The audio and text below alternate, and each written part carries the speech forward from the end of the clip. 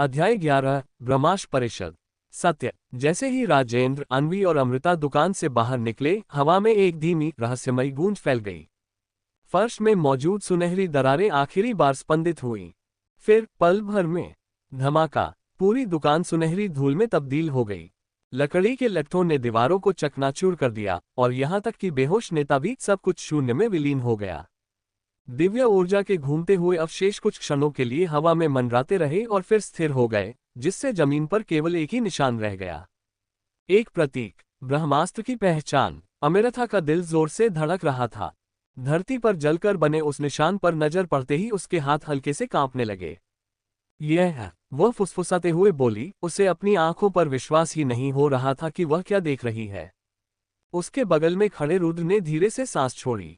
उसने अपनी मुट्ठियां भींच ली और अपने शरीर में सुनहरी ऊर्जा के अंतिम अंशों को समाहित होते हुए महसूस किया।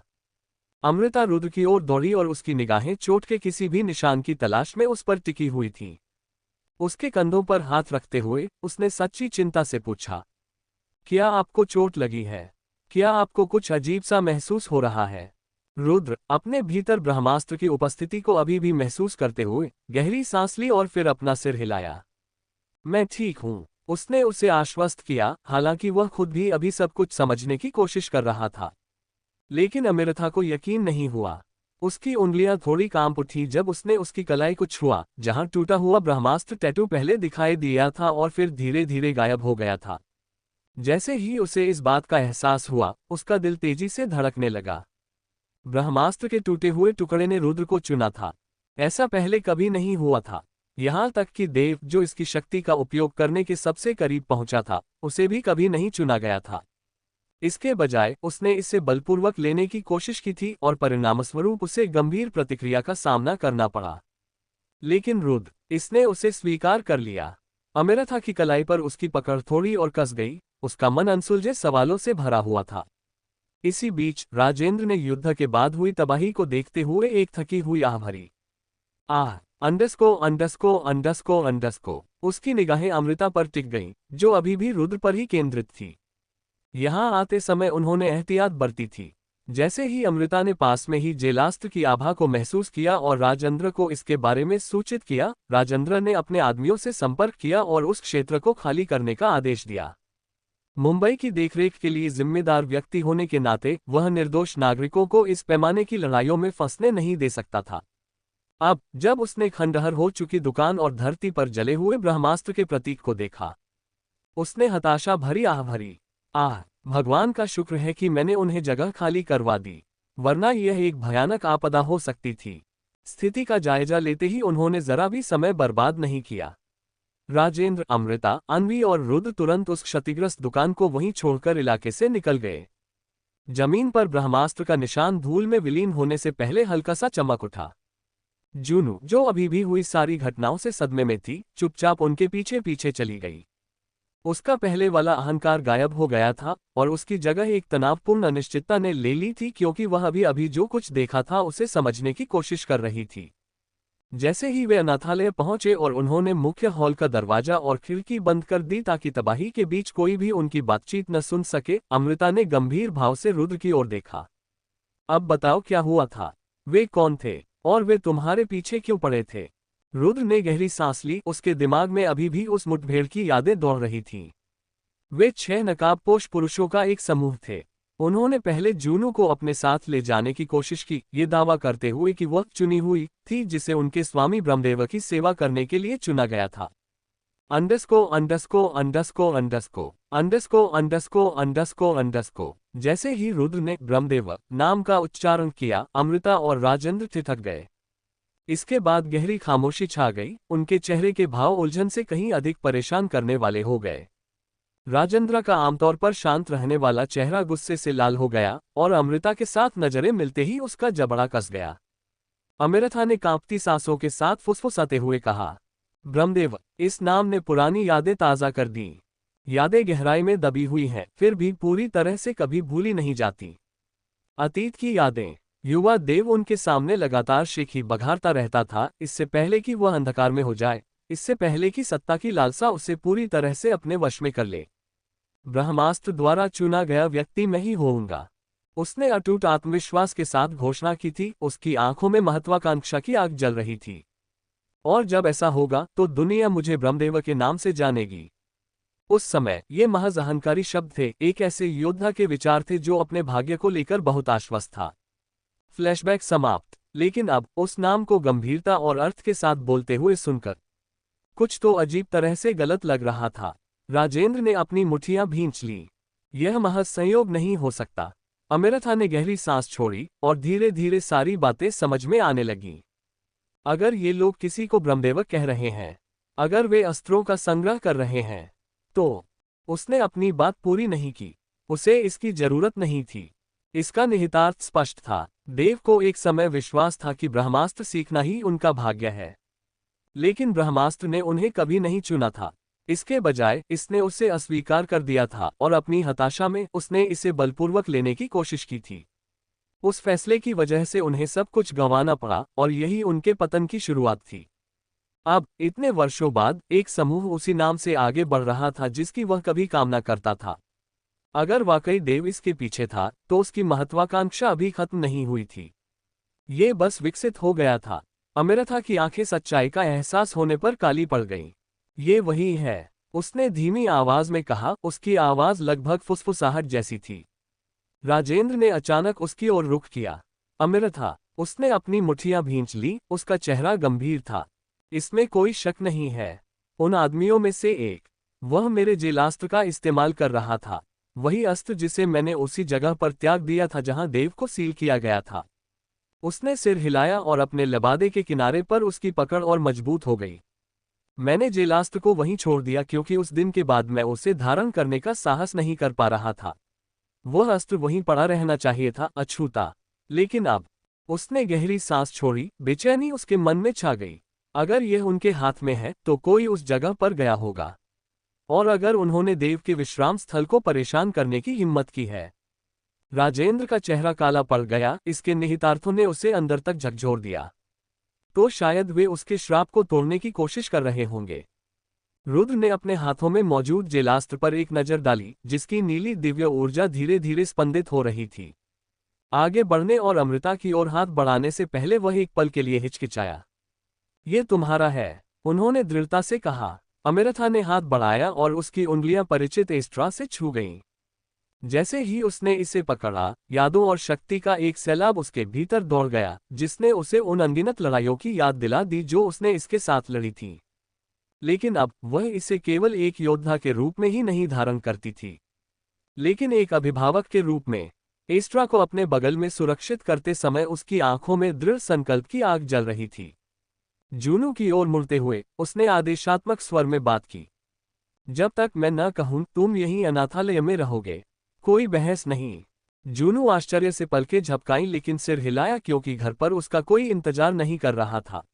उसके पिता की मृत्यु हो गई थी और वह अपने पीछे भारी कर्ज छोड़ गए थे, और उसकी मां अस्पताल में कैंसर से जूझ रही थी। वह अमृता के आदेशों पर सवाल उठाने वालों में से नहीं था, खासकर तब जब वह इतनी गंभीर थी। फिर उसकी नजर रुद्र, शिव, संदीप और रवि पर पड़ी जो जूनू से बात करते समय वहां पहुंचे थे। रुद्र ने उन्हें पूरी घटना के बारे में बताया। अमृता का चेहरा भावहीन था और वह दूसरों की ओर मुड़ गई। ये बात आप सभी पर भी लागू होती है। मेरी अनुमति के बिना आप में से कोई भी अनाथालय परिसर से बाहर नहीं जा सकता, समझे? शिव ने विरोध करने के लिए अपना मुंह खोला, लेकिन उसकी तीखी नजर देखकर उसने तुरंत अपना मुंह बंद कर लिया। संदीप और रवि ने एक दूसरे की ओर देखा लेकिन किसी ने भी आपत्ति नहीं जताई। रुद्र ने उसके शब्दों के महत्व को भांपते हुए बस सिर हिला दिया। इसी बीच राजेंद्र और अन्वी जाने की तैयारी करने लगे। हम अपनी तरफ से सब कुछ संभाल लेंगे, राजेंद्र ने उसे आश्वासन दिया।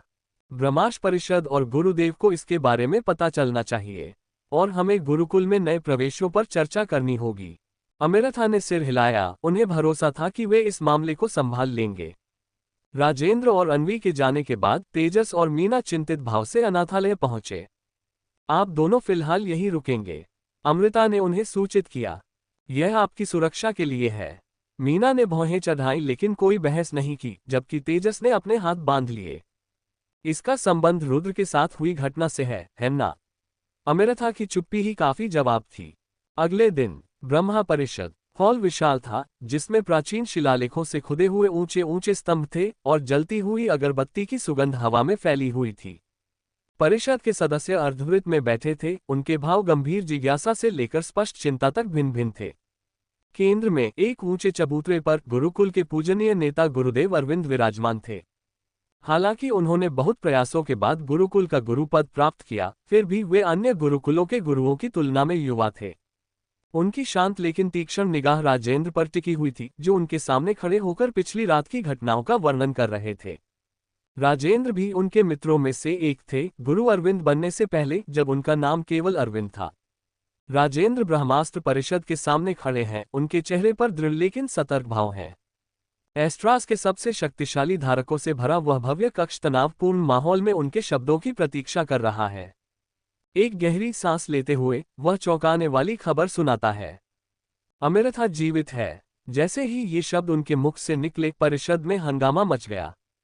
कुछ सदस्य अचानक खड़े हो जाते हैं, उनकी आवाजें अविश्वास और गुस्से से भरी होती हैं। क्या आप ये कहना चाहते हैं कि इतने सालों तक आपने यह बात हमसे छिपा कर रखी? एक बुजुर्ग व्यक्ति ने विश्वासघात की भावना से भरी आवाज में सवाल किया। हमने उसका शोक मनाया, राजेंद्र। हमें विश्वास था कि उसने उस रात स्वयं को बलिदान कर दिया। एक और व्यक्ति विस्मय व्यक्त करता है। उनकी निराशा का बोझ पूरे कमरे में व्याप्त है, लेकिन राजेंद्र शांत बने रहते हैं। उन्हें इस प्रतिक्रिया की उम्मीद थी। जैसे ही तनाव अपने चरम पर पहुंचता है, एक शांत लेकिन प्रभावशाली आवाज शोरगुल को चीरते हुए सुनाई देती है। पर्याप्त। गुरु अरविंद बोलते हैं और उनकी उपस्थिति से तुरंत ही व्यवस्था बहाल हो जाती है। उनकी तीक्ष्ण दृष्टि परिषद के सभी सदस्यों पर घूमती है और अंत में राजेंद्र पर टिक जाती है। इसे हमसे क्यों छिपाया गया, इसका कोई कारण जरूर होगा। उसे ही इसका स्पष्टीकरण देना चाहिए। सिर हिलाना। गुरु अरविंद को आदरपूर्वक प्रणाम करते हुए राजेंद्र चर्चा का रुख मोड़ने का अवसर लेते हैं। वह सब कुछ बताता है। मुंबई में हुआ हमला, खुद को ब्रह्मदेव का अनुयायी बताने वाले नकाबपोश लोग, जलस्त्र का प्रयोग और ब्रह्मास्त्र के टूटे हुए टुकड़े द्वारा रुद्र को चुनना। जैसे ही वह बोलना शुरू करता है, कमरा सन्नाटे में डूब जाता है। उसके शब्दों का प्रभाव धीरे धीरे महसूस होने लगता है। परिषद के सदस्यों के चेहरे के भाव क्रोध से चिंता में बदल जाते हैं और उन्हें सच्चाई का एहसास होने लगता है। ये सिर्फ अमृता के जीवित रहने से कहीं अधिक बड़ा मामला था। परिषद के वरिष्ठ सदस्यों में से एक, आचार्य वेदन ने सोच विचार करते हुए अपनी लंबी दाढ़ी पर हाथ फेरा। आपका मतलब यह है कि देव का प्रभाव अभी भी बाकी है? कि किसी ने उसकी कब्रगाह का पता लगा लिया है? राजेंद्र की मुट्ठियां बगल में भींच गईं। बात इससे कहीं बढ़कर है। उन्होंने ब्रह्मदेव नाम के किसी व्यक्ति के प्रति निष्ठा का दावा किया था। कमरे में तनाव का माहौल छा गया। गुरुदेव, जो अब तक मौन थे, अंततः बोले। उनकी गहरी, सधी हुई आवाज फुसफुसाहटों को चीरती हुई तलवार की तरह सुनाई दी।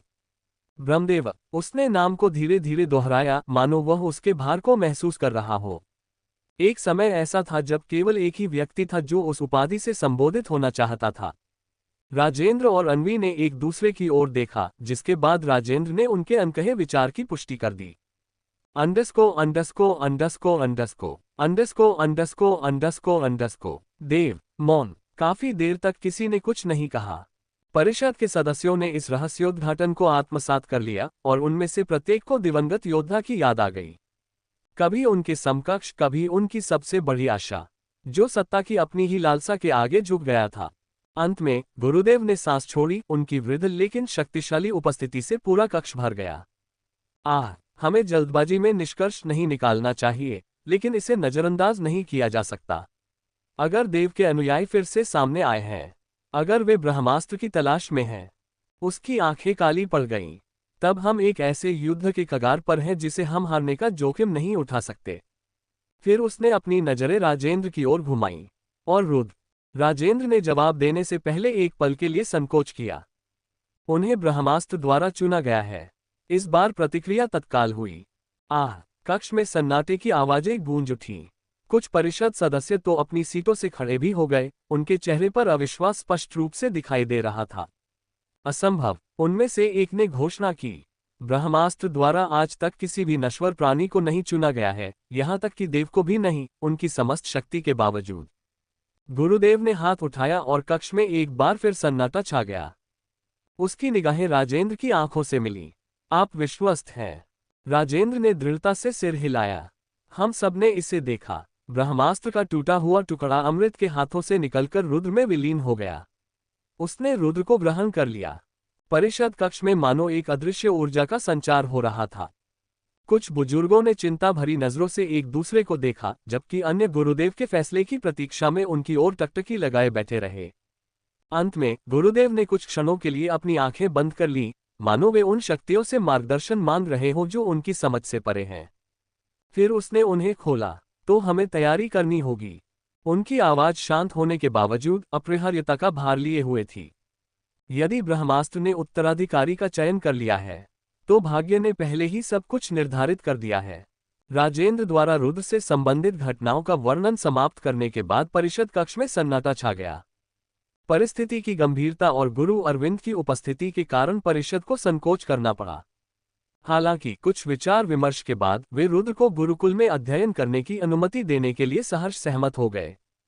यदि ब्रह्मास्त्र ने उसे चुना है तो हम उसे ब्रह्मास्त्र को समझने के मार्ग से वंचित नहीं कर सकते। अंत में एक बुजुर्ग ने सहमति में सिर हिलाते हुए कहा, हम उस पर कड़ी नजर रखेंगे। इस मामले के सुलझ जाने से राहत महसूस करते हुए राजेंद्र ने गहरी सांस ली, क्योंकि वह जानता था कि अगला विषय और भी अधिक संवेदनशील था। शिव के बारे में सच्चाई बताने से पहले वह एक पल के लिए हिचकिचाया। एक और बात है। उन्होंने सावधानीपूर्वक शब्दों का चयन करते हुए बोलना शुरू किया। परिषद ने एक बार फिर उसकी ओर ध्यान दिया। उनके चेहरे पर सतर्कता के भाव थे। शिव। राजेंद्र ने गहरी सांस छोड़ी। शिव देव के पुत्र हैं। कक्ष में सन्नाटा छा गया। अंडस्को अंडस्को अंडस्को अंडस्को अंडस्को अंडस्को अंडस्को अंडस्को अंडस्को अंडस्को अंडस्को अंडस्को आह। कुछ लोगों के सिसकने की आवाजें गूंज उठीं, जबकि अन्य लोग सदमे से तनावग्रस्त हो गए। गुरु अरविंद की आंखें थोड़ी सिकुड़ गईं, लेकिन वे शांत रहे। अंततः परिषद के एक सदस्य ने बोलना शुरू किया। उनकी आवाज में अविश्वास स्पष्ट रूप से झलक रहा था। देव का बेटा, असंभव। राजेंद्र ने मुट्ठी भींचकर समझाया। शिव अलग हैं। राजेंद्र ने इसका जवाब दिया। बोलते समय उनकी निगाहें पूरे कमरे में घूमती रहीं। जब देव की आत्मा विखंडित हुई तो वह शून्यता में विलीन नहीं हुई। इसके बजाय वह दो भागों में विभाजित हो गई। एक भाग देव के रूप में शापित और फंसा हुआ रहा, जबकि दूसरा भाग एक नए जीवन में पुनर्जन्म लिया। कई परिषद सदस्य स्तब्ध नजर आए। शिव केवल देव की संतान नहीं है, वे देव के पूर्व स्वरूप का दूसरा भाग हैं। एक ऐसा जीवन जो उनके पिछले पापों से मुक्त होकर जन्मा है, उस अंधकार से अछूता है जिसने उन्हें जकड़ लिया था। एक पार्षद ने अपनी मुट्ठी भींच ली। अगर यह सच भी है तो हम कैसे यकीन कर सकते हैं कि यह लड़का देव जैसा नहीं बनेगा? हम कैसे भरोसा कर सकते हैं कि उसे देव की महत्वाकांक्षा, सत्ता की भूख विरासत में नहीं मिलेगी? राजेंद्र ने जरा भी संकोच नहीं किया, क्योंकि मैंने उसके जन्म के दिन से ही उस पर नजर रखी है। मैंने उसकी दयालुता, उसकी वफादारी, उसकी मासूमियत देखी है। उसे अपने अतीत के बारे में कुछ नहीं पता और मैं इसे ऐसे ही रखना चाहता हूं। उसने कमरे में चारों ओर देखा। उसकी आवाज में कोई कांपन नहीं था। मैं अपनी प्रतिष्ठा की कसम खाकर कहता हूं, शिव देव से बिल्कुल भी मेल नहीं खाते। उनके शब्दों का भार परिषद पर छा गया। कुछ लोग अब भी आश्वस्त नहीं लग रहे थे, लेकिन अंत में गुरु अरविंद ने बोलना शुरू किया। राजेंद्र हमेशा से ही अडिग निर्णय लेने वाले व्यक्ति रहे हैं। उसने कहा, अगर वह लड़के की गारंटी देता है तो हमें डर के मारे कोई कार्रवाई नहीं करनी चाहिए। हालांकि उसकी निगाहें तेज हो गईं। अतीत हमें पकड़ ही लेता है। हमें सतर्क रहना चाहिए। यदि शिव वास्तव में देव की विक्षिप्त आत्मा से उत्पन्न हुए थे तो उनका अस्तित्व कोई संयोग नहीं है। इसके बाद गहरी खामोशी छा गई, लेकिन किसी ने आगे कोई आपत्ति नहीं जताई। परिषद ने अनिच्छापूर्वक शिव की उपस्थिति स्वीकार कर ली। लेकिन वे देख रहे होंगे। राजेंद्र ने धीरे से सांस छोड़ी, ये जानते हुए कि उसने गुरुकुल में शिव का स्थान सुनिश्चित कर लिया है। लेकिन ये तो सिर्फ शुरुआत थी। अध्याय 12, गुरुकुल में आगमन। एक सप्ताह बाद रुद्र, शिव, संदीप, रवि, तेजस, मीना और जूनू के साथ एक विशाल लोहे के गेट के सामने खड़ा था, जिसकी सलाखें उम्र के साथ मुड़ गई थीं और जंग और लताओं से ढकी हुई थीं। वह द्वार प्राचीन प्रतीत होता था। समय के साथ उसकी धातु की सतह घिस गई थी, लेकिन फिर भी मजबूत थी। इसके आगे एक पुराना फार्म हाउस खड़ा था, जिसकी लकड़ी की संरचना देखने में सरल लगती थी, फिर भी उसमें एक ऐसी उपस्थिति झलकती थी जिसे नजरअंदाज करना मुश्किल था। अमृता, जो उन्हें यहाँ लेकर आई थी, ने फार्म हाउस की ओर इशारा किया। ये गुरुकुल है। शिव असमंजस में पलकें झपकाने लगा। रुको, ये गुरुकुल है। तेजस ने भौहें चढ़ाईं। मैंने सोचा था कि यह कोई भव्य मंदिर या विशाल आश्रम होगा, न कि। उसने सही शब्दों की तलाश में फार्म हाउस की ओर इशारा किया। उद्धरण चिन्ह डॉट डॉट डॉट। क्या ये कोई परित्यक्त घर नहीं है? मीना ने उसकी बात पूरी की। द्वार अपने आप चरमराते हुए खुल गया। गुरुकुल में आपका स्वागत है, अमृता ने आगे बढ़ते हुए कहा। जैसे ही वे अंदर दाखिल हुए, फार्म हाउस बाहर से जैसा दिख रहा था, ठीक वैसा ही दिखाई दिया। एक सरल घरेलू जगह। दीवारें पुरानी लकड़ी की बनी थीं, जिससे एक गर्मजोशी भरा और स्वागतपूर्ण माहौल बनता था। वहां न तो भव्य हॉल थे, न ही सोने के खंभे और न ही अतीत के योद्धाओं की मूर्तियां। बस एक साधारण सा घर जिसमें कुछ कमरे और एक विशाल आंगन है। लेकिन उनका ध्यान उन बच्चों और किशोरों पर गया जो इधर उधर बिखरे हुए बातें कर रहे थे और खेल रहे थे। और कुछ लोग ध्यान में बैठे थे, उनके हाथों में उनके अस्त्र मंद मंद चमक रहे थे। तो यही गुरुकुल है, शिव ने अविश्वास से चारों ओर देखते हुए बुदबुदाया। ये जगह तो बिल्कुल सामान्य दिखती है। मीना ने टिप्पणी की, अब भी वह कुछ और भव्य होने की उम्मीद कर रही थी। और अभी तक, जूनू ने प्रशिक्षुओं पर नजरें गड़ाते हुए कहा, ये बच्चे उन अजीब हथियारों का इस्तेमाल ऐसे कर रहे हैं जैसे यह उनके लिए स्वाभाविक हो।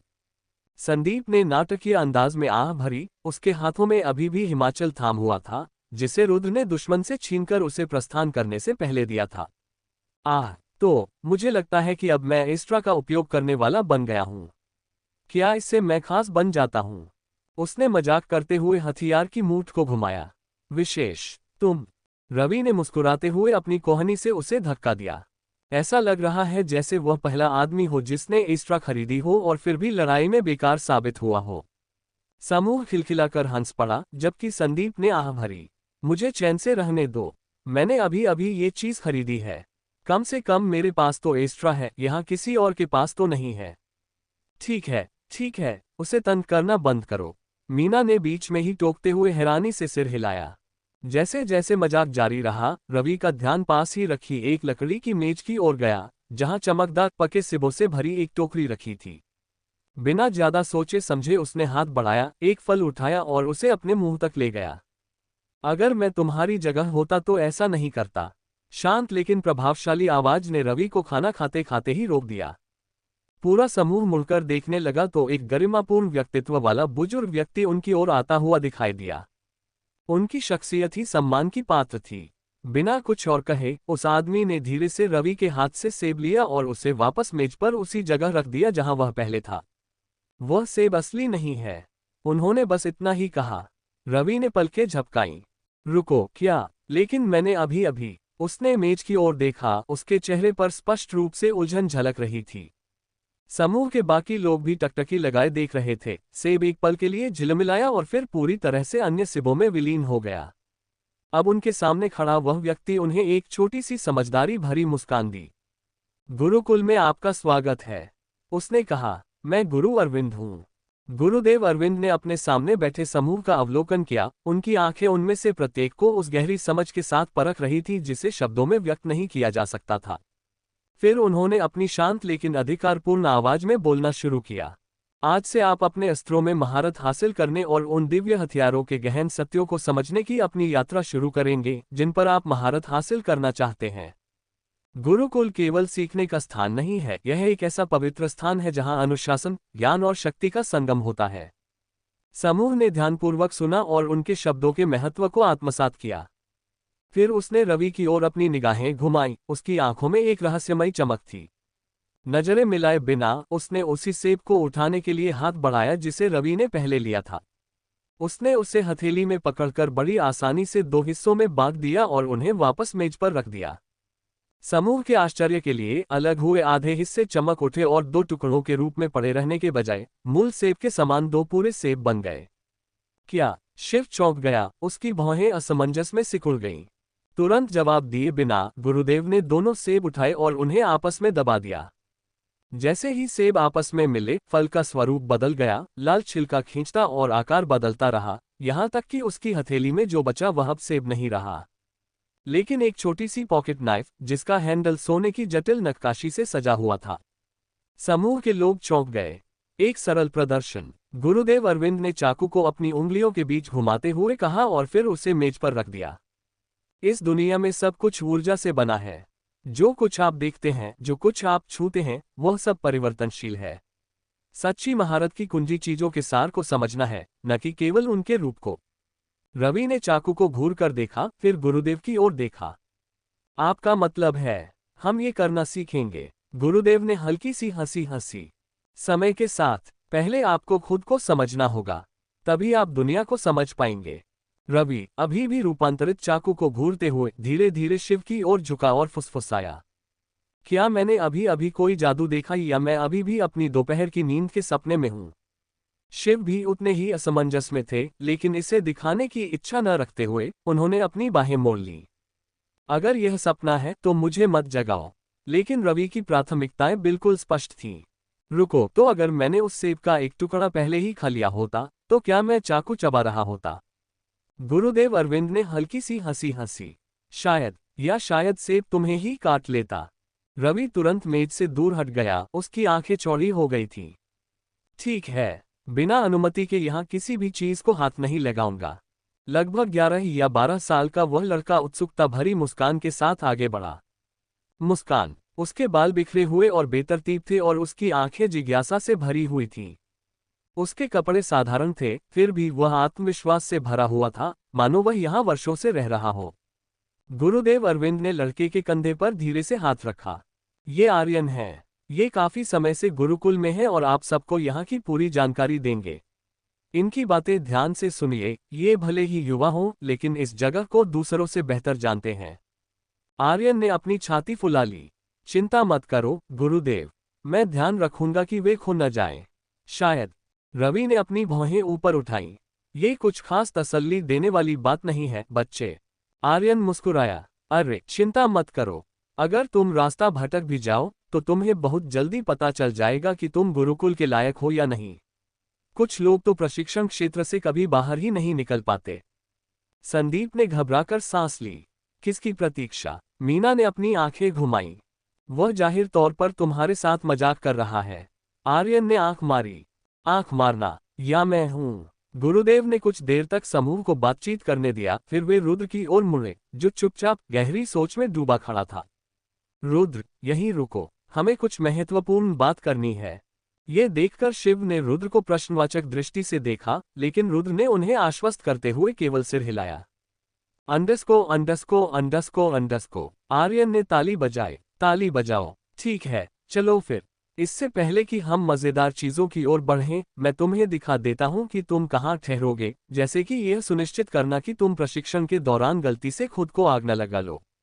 जैसे ही समूह आर्यन के पीछे पीछे चलने लगा, बीच बीच में रुद्र की ओर देखते हुए गुरुदेव ने उसे अपने साथ चलने का इशारा किया। उनके आसपास का वातावरण गंभीर हो गया, जिससे ये संकेत मिला कि जिस भी विषय पर चर्चा होने वाली थी वह कोई हल्की फुल्की बात नहीं थी। कुछ समय तक गुरुदेव का पीछा करने के बाद वे घर के पिछवाड़े में पहुंचे। चूंकि घर चट्टान पर बना था, इसलिए पिछवाड़े से एक मनमोहक दृश्य दिखाई देता था। लेकिन अगर कोई ध्यान न दे तो ये काफी खतरनाक भी हो सकता है, खासकर तब जब वहां एक ही नाव हो जहां गुरु बैठे हों। गुरुदेव नाव पर थोड़ा पीछे की ओर झुक गए। हल्की हवा से उनके वस्त्र लहरा रहे थे और वे उत्सुक निगाहों से रुद्र का अवलोकन कर रहे थे। लड़का बलवान था। इस स्तर पर उसे जितना मजबूत होना चाहिए, उससे कहीं अधिक मजबूत है। लेकिन उनके कंधों पर एक भारी बोझ भी था। इसलिए गुरुदेव ने शांत लेकिन दृढ़ स्वर में बोलना शुरू किया। ब्रह्मास्त्र का एक अंश अपने भीतर धारण करने पर कैसा महसूस होता है? रुद्र ने जरा भी संकोच नहीं किया। अस्थिर, उसने स्वीकार किया। ऐसा लगता है जैसे ये यहाँ का नहीं है, या यूं कहें कि यह किसी चीज का इंतजार कर रहा है।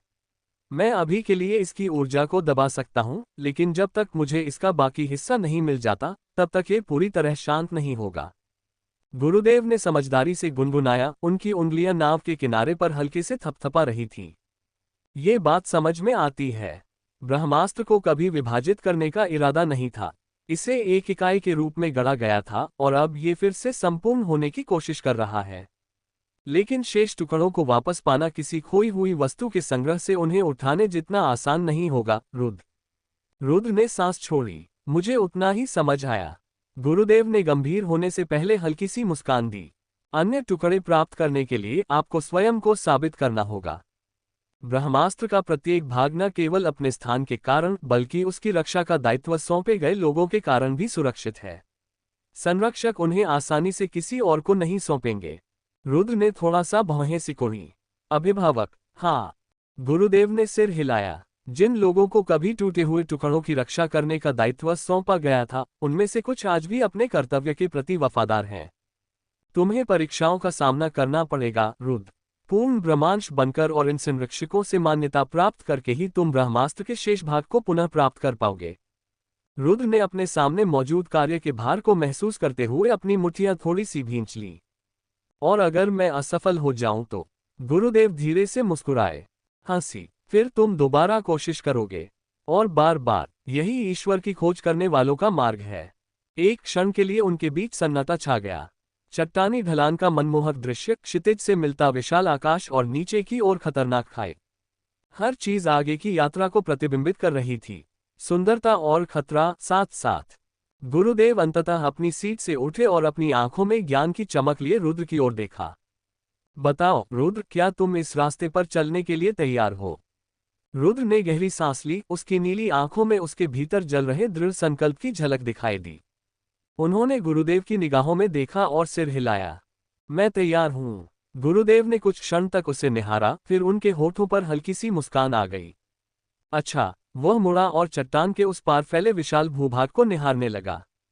तो आज से मैं स्वयं इस मार्ग पर आपका मार्गदर्शन करूंगा।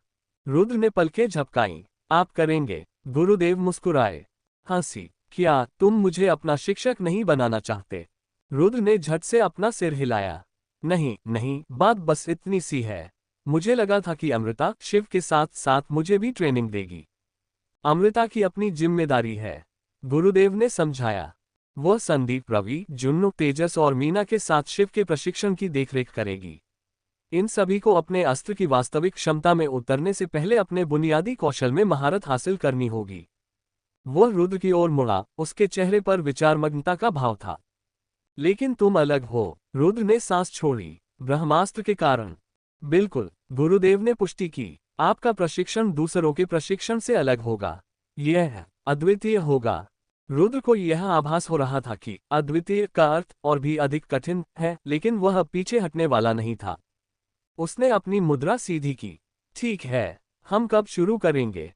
इसी बीच आर्यन, जो दूसरों को गुरुकुल के आसपास का इलाका दिखा रहा था ताकि वे उससे परिचित हो सके, उन्हें एक तालाब के पास ले गया। यह मेरी पसंदीदा जगह है। जब आर्यन ने गर्व से तालाब को अपना पसंदीदा स्नान स्थल घोषित किया तो संदीप मुस्कुराया और रवि को कोहनी मारी। वाह, बढ़िया, अब हमें पता चल गया कि कहां से पानी नहीं पीना चाहिए। उसने धीमी आवाज में कुछ बुदबुदाया। रवि खिलखिलाकर हंस पड़ा। हंसी। हाँ, चेतावनी देने के लिए धन्यवाद आर्यन। मुझे याद दिला देना कि इस तालाब के पास आने से पहले खूब पानी पी लूं। मीना ने अपनी आंखें घुमाई। तुम लोग तो नामुमकिन हो। इसी बीच आर्यन ने अपनी छाती फुला ली। अरे, ये तो साफ है।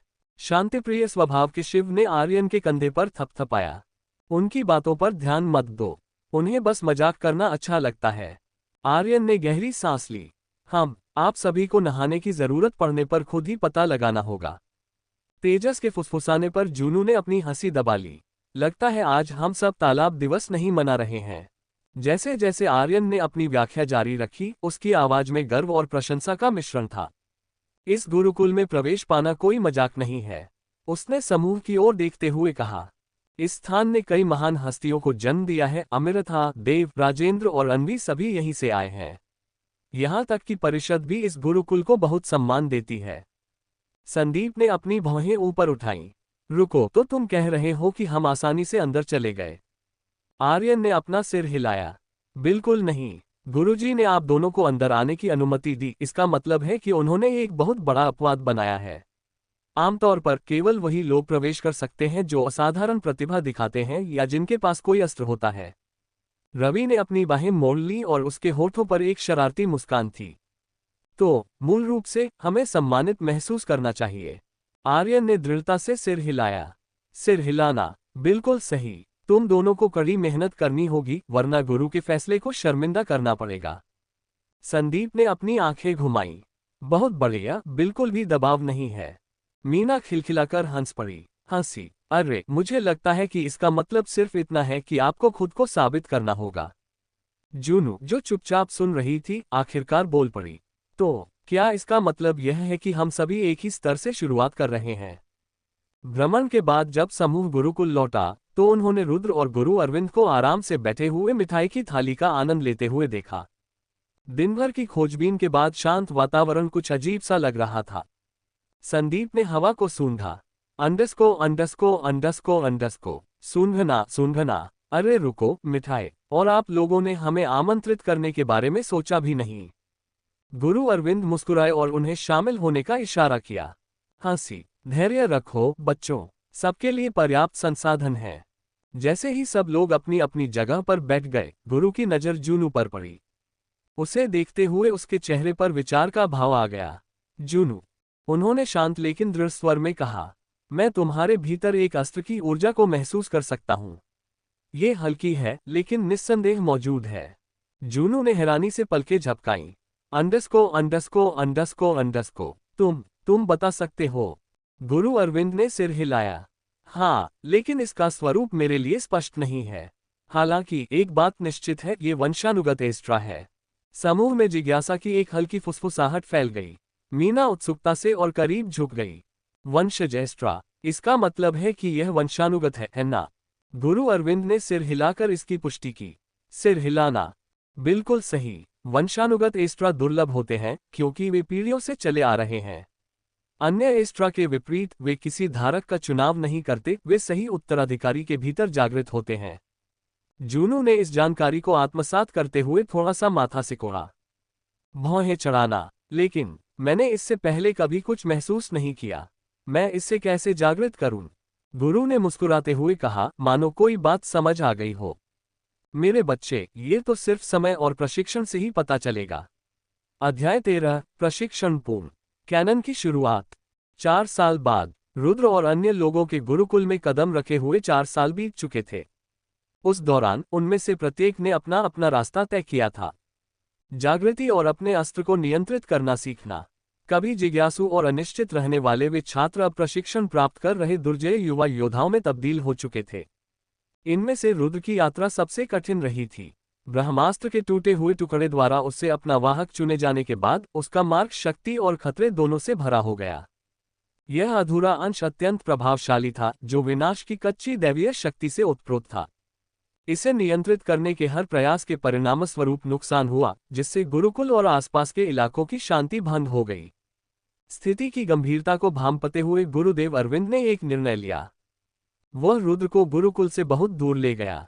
हिमालय की गोद में बसे एक दूरस्थ क्षेत्र में, एक ऐसी जगह जो मानवीय गतिविधियों से अछूती है, जहां आकाश बर्फ से ढकी चोटियों को चूमता है और मीलों तक सन्नाटा छाया रहता है। वहां उन्होंने एक गहन प्रशिक्षण शिविर शुरू किया। गुरुदेव की देखरेख में और 3 साल के अथक प्रशिक्षण के बाद अंततः रुद्र ने ब्रह्मास्त्र के उस अंश की विनाशकारी शक्ति को नियंत्रित करना सीख लिया। यह एकदम सही नहीं था। इसकी शक्ति अपार थी और इसे नियंत्रित करना कठिन था, लेकिन रुद्र ने इस पर काफी हद तक नियंत्रण हासिल कर लिया था, इतना कि वह इसका इस्तेमाल अपने आसपास विनाश किए बिना कर सकता था। फिर भी गुरुदेव ने एक चेतावनी दी, रुद्र, तुम्हें अपनी लड़ाइयां नजदीक से ही लड़नी होंगी। ये टुकड़ा नजदीकी लड़ाई में ही सबसे शक्तिशाली है। जब तक तुम्हें दूसरा टुकड़ा न मिल जाए, चाहे वह रोकथाम का हो या सृजन का, तब तक तुम्हें दूर से हमले करने की कोशिश नहीं करनी चाहिए। ऐसा करने से तुम्हारे दुश्मनों के अलावा और भी बहुत कुछ नष्ट होने का खतरा होगा। रुद्र ने दृढ़ निश्चय के साथ सिर हिलाया, जिसके जवाब में उनकी कलाई पर बना ब्रह्मास्त्र का चिन्ह हल्का सा चमक उठा। गुरुकुल के चारों ओर फैले हरे भरे परिदृश्य में हेलीकॉप्टर के ब्लेडों की लयबद्ध गड़गड़ाहट गूंज रही थी। जैसे ही हेलीकॉप्टर मुख्य घर के पास खुले मैदान में धीरे धीरे उतरा, पक्षी आसमान में बिखर गए। कॉकपिट के अंदर तेज नजरों और शांत स्वभाव वाली एक बुजुर्ग महिला ने कुशलतापूर्वक नियंत्रण संभाला। वह गुरुकुल की सदस्य भी हैं। उनके पीछे रुद्र और गुरुदेव अरविंद बैठे थे। उनके चेहरे पर संयम था, फिर भी उनमें वर्षों के गहन प्रशिक्षण की खामोश थकान झलक रही थी।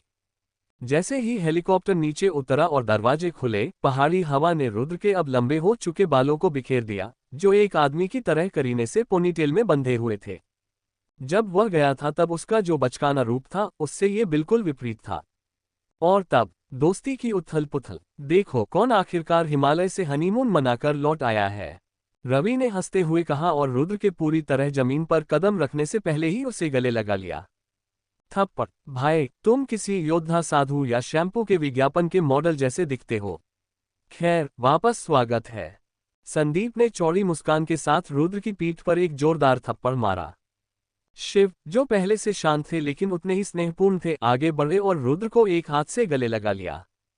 तुम्हें देखकर अच्छा लगा यार। रुद्र अपनी हंसी नहीं रोक सका, उसका दिल लंबे समय बाद इतना हल्का महसूस कर रहा था। तुम बेवकूफों को भी बहुत याद किया, उन्होंने संदीप के बालों को शरारती अंदाज में सहलाते हुए कहा और फिर उसकी पोनीटेल को अपनी जगह पर रखने वाले काले बैंड को ठीक किया। उनके पीछे गुरुदेव अरविंद हेलीकॉप्टर से बाहर निकले और कुछ वरिष्ठ छात्रों ने उनका आदरपूर्वक अभिवादन किया। बुजुर्ग महिला पायलट ने उड़ान भरने से पहले रुद्र की ओर एक समझदारी भरी मुस्कान के साथ सिर हिलाया। हेलीकॉप्टर के ऊपर उठते ही हवा आंगन में फैल गई। समूह फिर से एकजुट हुआ और हंसी की गूंज के बीच गुरुकुल की इमारतों की ओर चलने लगा। जैसे ही समूह गुरुकुल के मुख्य हॉल की ओर वापस जाने लगा, पुराने चुटकुले और शरारती धक्के जादू की चिंगारियों की तरह चारों ओर उड़ने लगे।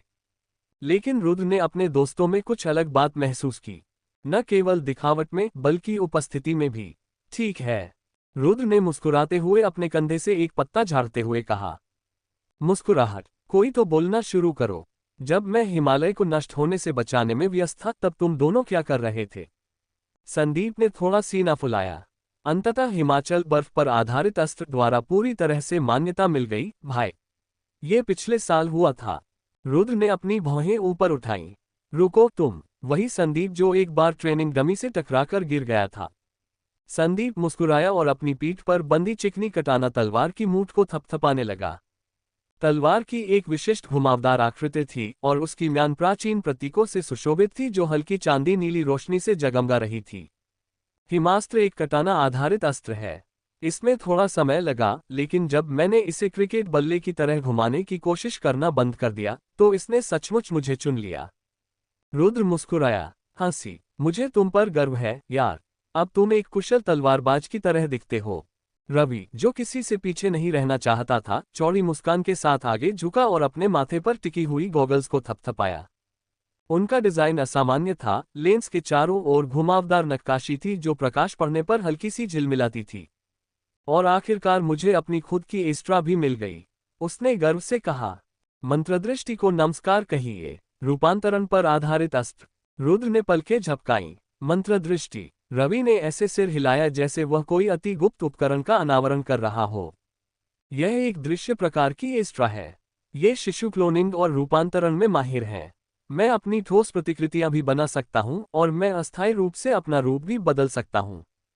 संदीप ने नाक सिकोड़ी। खर्राटे, असल में वह इसका इस्तेमाल रसोई से चुपके से अतिरिक्त मिठाई चुराने के लिए करता है ताकि पकड़ा न जाए। अरे, रवि ने नाटकीय अंदाज में उंगली उठाई। रणनीतिक तरीके से मिठाई हासिल करना एक कौशल है, और इसके अलावा ये प्रशिक्षण भी है। छल में अनुशासन मेरे दोस्त। रुद्र ने हंसते हुए अपना सिर हिलाया। तुम दोनों कभी नहीं बदलते। हंसी मजाक जारी रहने के दौरान रुद्र को अपने सीने में कुछ गर्माहट महसूस हुई। कई वर्षों तक अलग रहने के बावजूद भी रिश्ते मजबूत बने रहे, और अब उनमें से प्रत्येक ने अपने भाग्य पर नियंत्रण पाने की दिशा में कदम बढ़ा दिए थे। रुद्र की वापसी पर हंसी का माहौल शांत होते ही वातावरण में सूक्ष्म बदलाव आया।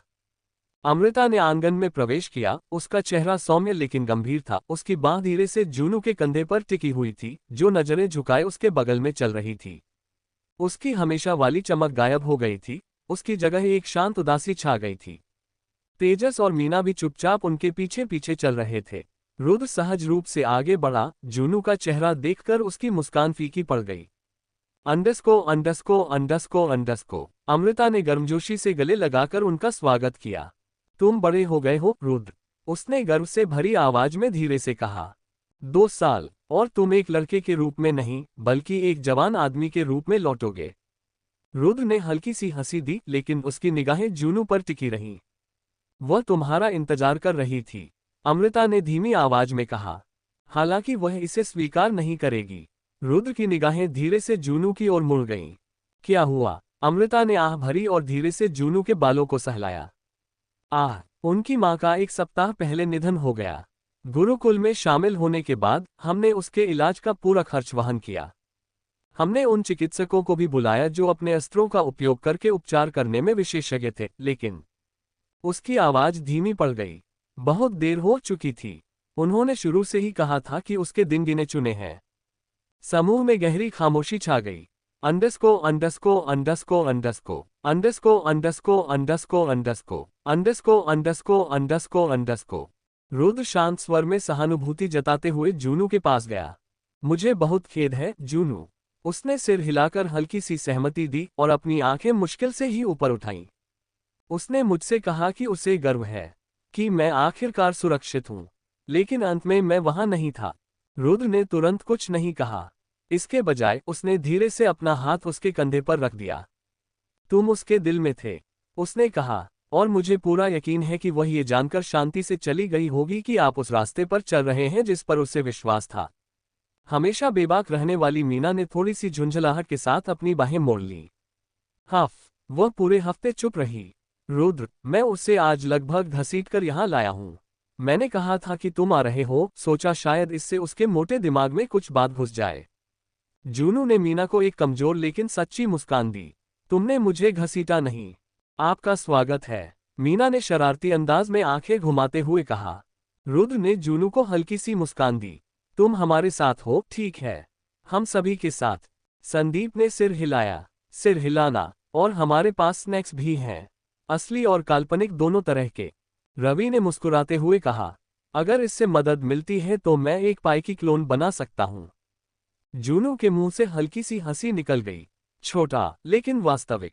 जैसे जैसे उस पल का बोझ धीरे धीरे कम होता गया, रवि ने बड़ी मुस्कान के साथ ताली बजाई। ठीक है, ठीक है। उदासी बहुत हो गई दोस्तों। शक्तिशाली रुद्र वापस आ गया है और 2 साल में कितना कुछ हो चुका है। संदीप ने उत्सुकता से सिर हिलाया। सिर हिलाना, बिल्कुल सही। और अंदाजा लगाओ, तेजस ने आखिरकार अपनी वंश परंपरा एस्ट्रा को अनलॉक कर लिया। रुद्र ने अपनी भौहें ऊपर उठाईं। अरे तेजस, सच में? तेजस, जो विनम्रतापूर्वक पीछे खड़ा था, ने शर्माते हुए सिर हिलाया। हाँ, आखिरकार मेरी अपनी शिमा एस्ट्रा मिल ही गई। रवि झुककर नाटकीय अंदाज में फुसफुसाया। यार, अब तो उसमें सिम्बा की आत्मा समा गई है। जब वो हमारी बात नहीं सुनता तो हम उसे शेर भाई कहकर बुलाते हैं। इसके बाद हंसी की आवाज आए और तेजस घबराकर अपनी गर्दन के पीछे हाथ फेरने लगा। अरे, मेरे पास कान तो हैं ही। और मीना, संदीप ने शरारती मुस्कान के साथ उसकी ओर मुड़ते हुए कहा। रुद्र को बताओ कि तुमने अपना अस्त्र कैसे अनलॉक किया। मीना ने आंखें घुमाई, उसे पहले से ही पता था कि क्या होने वाला है। रवि फूट पड़ा। ये घटना शिव के साथ एक मुलाकात के दौरान हुई थी। जरा सोचिए, हमारे हीरो शिव ने रात के खाने पर एक दूसरी लड़की को देखा और अचानक शिमा अस्त्र जागृत हो उठी। शिव की आंखें चौड़ी हो गईं। मैं देख नहीं रहा था, वह वहां से गुजरी और मैं बस आधे सेकंड के लिए मुड़ा। मीना ने गर्व से अपनी बाहें मोड़ लीं। और उस आधे सेकंड की वजह से तुम्हें मिठाई गंवानी पड़ी। जूनू समेत सभी लोग फिर से खिलखिलाकर हंस पड़े। जूनू की मुस्कान अब पूरी और चौड़ी हो गई थी। और जागृति की बात करें तो रवि ने भौहें उठाकर जूनू की ओर देखा। यहां किसी और ने भी उसकी एस्ट्रा को अनलॉक कर दिया है। जूनू के गाल हल्के से लाल हो गए, लेकिन उसने सिर हिलाया। अंडस्को अंडस्को अंडस्को अंडस्को। सिर हिलाना, यह माया अस्त्र भ्रम पर आधारित हथियार है।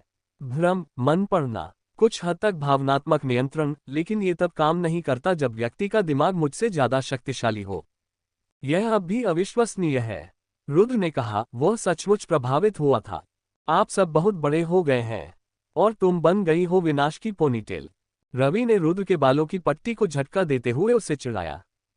समूह फिर से हंसने लगा। एक तरफ खड़ी अमृता गर्व भरी मुस्कान के साथ देख रही थी। उसने धीरे से मन ही मन कहा, वे सब बड़े हो गए हैं। वातावरण बदल गया था। जहां कुछ क्षण पहले शोक का माहौल था, वहीं अब गुरुकुल के प्रांगण में हंसी और हंसी की गूंज सुनाई दे रही थी। जैसे ही सूरज पहाड़ियों के पीछे डूबने लगा और आंगन में सुनहरी किरणें बिखेरने लगा, गुरुकुल एक शांत ऊर्जा से गुलजार हो गया। कल एक महत्वपूर्ण मोड़ था, न सिर्फ रुद्र के लिए बल्कि उन सभी के लिए। वे स्नातक होने वाले थे। वर्षों तक उन्होंने कंधे से कंधा मिलाकर प्रशिक्षण लिया था, पसीना और घाव उन्हें खून से भी अधिक मजबूती से बांधते थे। अब उनके विद्यार्थी जीवन का अंत होने वाला था। आंगन में समूह ढीले ढाले घेरे में बैठा था। रवि कंकड़ उछाल रहा था, संदीप अनमने ढंग से अपनी कटाना साफ कर रहा था, जूनू चुपचाप एक धुन गुनगुना रही थी, उसकी आंखें विचारों में खोई हुई थीं, और मीना शिव के सहारे झुकी हुई थी, जिसने अपना हाथ लापरवाही से उसके चारों ओर लपेटा हुआ था। तेजस रुद्र के बगल में बैठा था, जो तारों से भरे आकाश की ओर देख रहा था। अजीब लगता है ना? तेजस ने कहा। रुद्र ने सिर हिलाया। हाँ, हम यहाँ 4 साल से रह रहे हैं। ऐसा लगता है जैसे ये हमारा दूसरा घर हो। संदीप ने मुस्कुराते हुए कहा। तकनीकी रूप से हम जा नहीं रहे हैं, बस युद्ध के लिए तैयार योद्धाओं में अपग्रेड कर रहे हैं। रवि मुस्कुराया। मुस्कुराहट ऐसा लग रहा है जैसे किसी ने अभी तक अपना सामान पैक नहीं किया हो। गुरुदेव अरविंद धीरे धीरे उनकी ओर बढ़े। इस दौरान उनके बाल शाम की हवा में लहरा रहे थे। उसकी निगाह रुद्र पर टिक गई। कल 2 महान नई शुरुआत का प्रतीक है।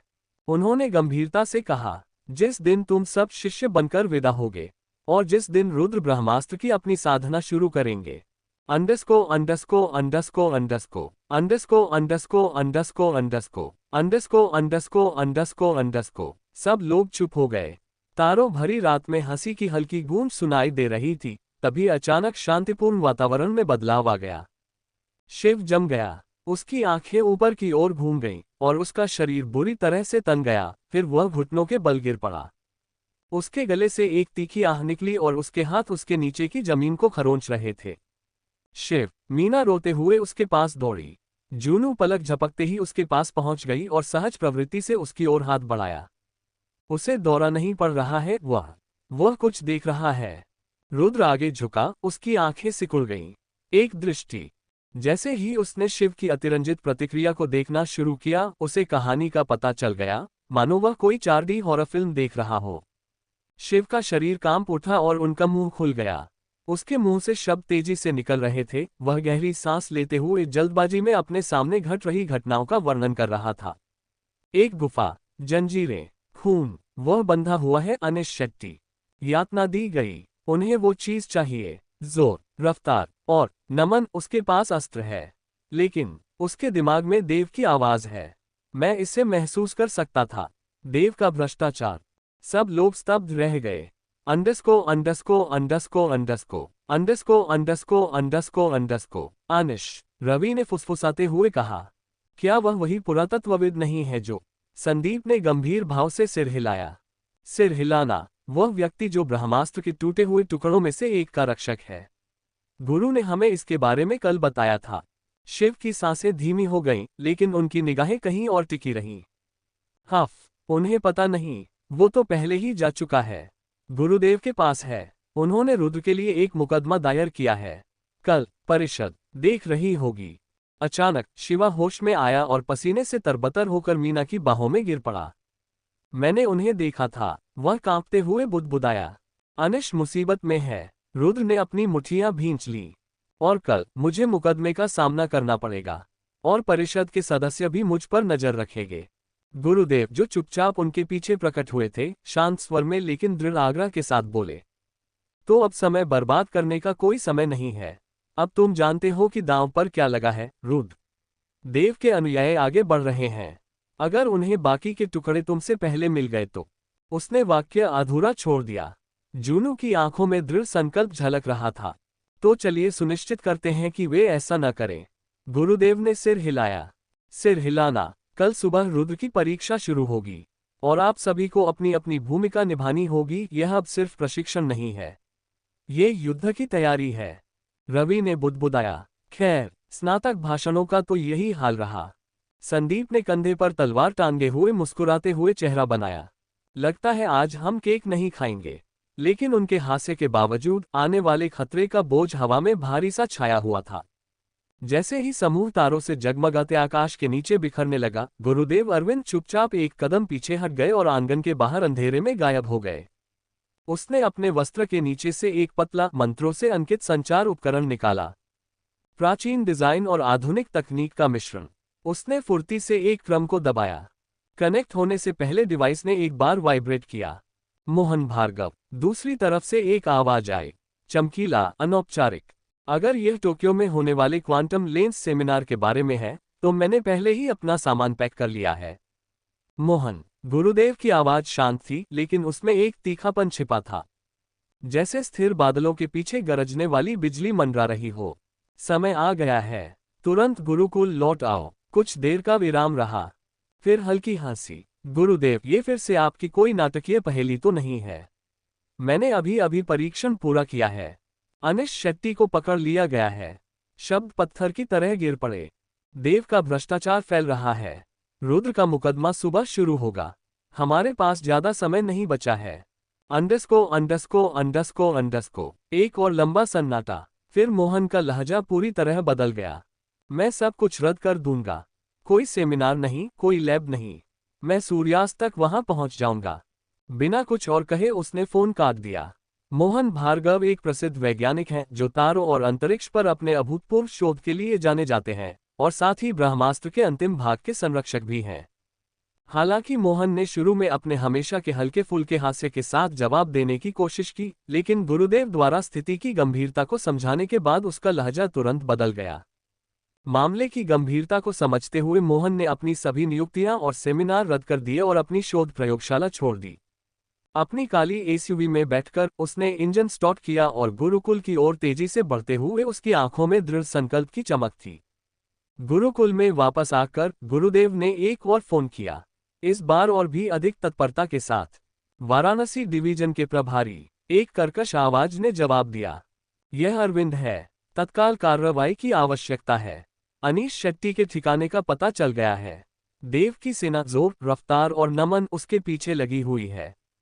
आवाज तेज हो गई। क्या हमें तो कोई जानकारी ही नहीं थी? समझाने का समय नहीं है। अनीश के अंतिम ज्ञात निर्देशांकों पर एक बचाव दल भेजो। अभी जरूरत पड़ने पर एक्स्ट्रा होल्डर्स का इस्तेमाल करो। समझ गया, मैं खुद यूनिट का नेतृत्व करूंगा। जैसे ही फोन कट गया, गुरुदेव की निगाहें उन पहाड़ों की ओर उठी जहां रुद्र के मुकदमे की योजना बनाई गई थी। वाराणसी, परित्यक्त गोदाम। एक धुंधली रोशनी वाले सुनसान गोदाम में ऊपर लगे एक बल्ब की हल्की टिमटिमाहट से टूटे फूटे सीमेंट के फर्श पर लंबी लंबी परछाइयां बन रही थीं। वातावरण में तनाव और खून की धात्विक गंध व्याप्त थी। अनीश शेट्टी, बुरी तरह से घायल और क्षत विक्षत, एक ठंडी स्टील की कुर्सी से बंधा बैठा था। उनकी सांसें अनियमित थीं, लेकिन उनका मनोबल अटूट रहा।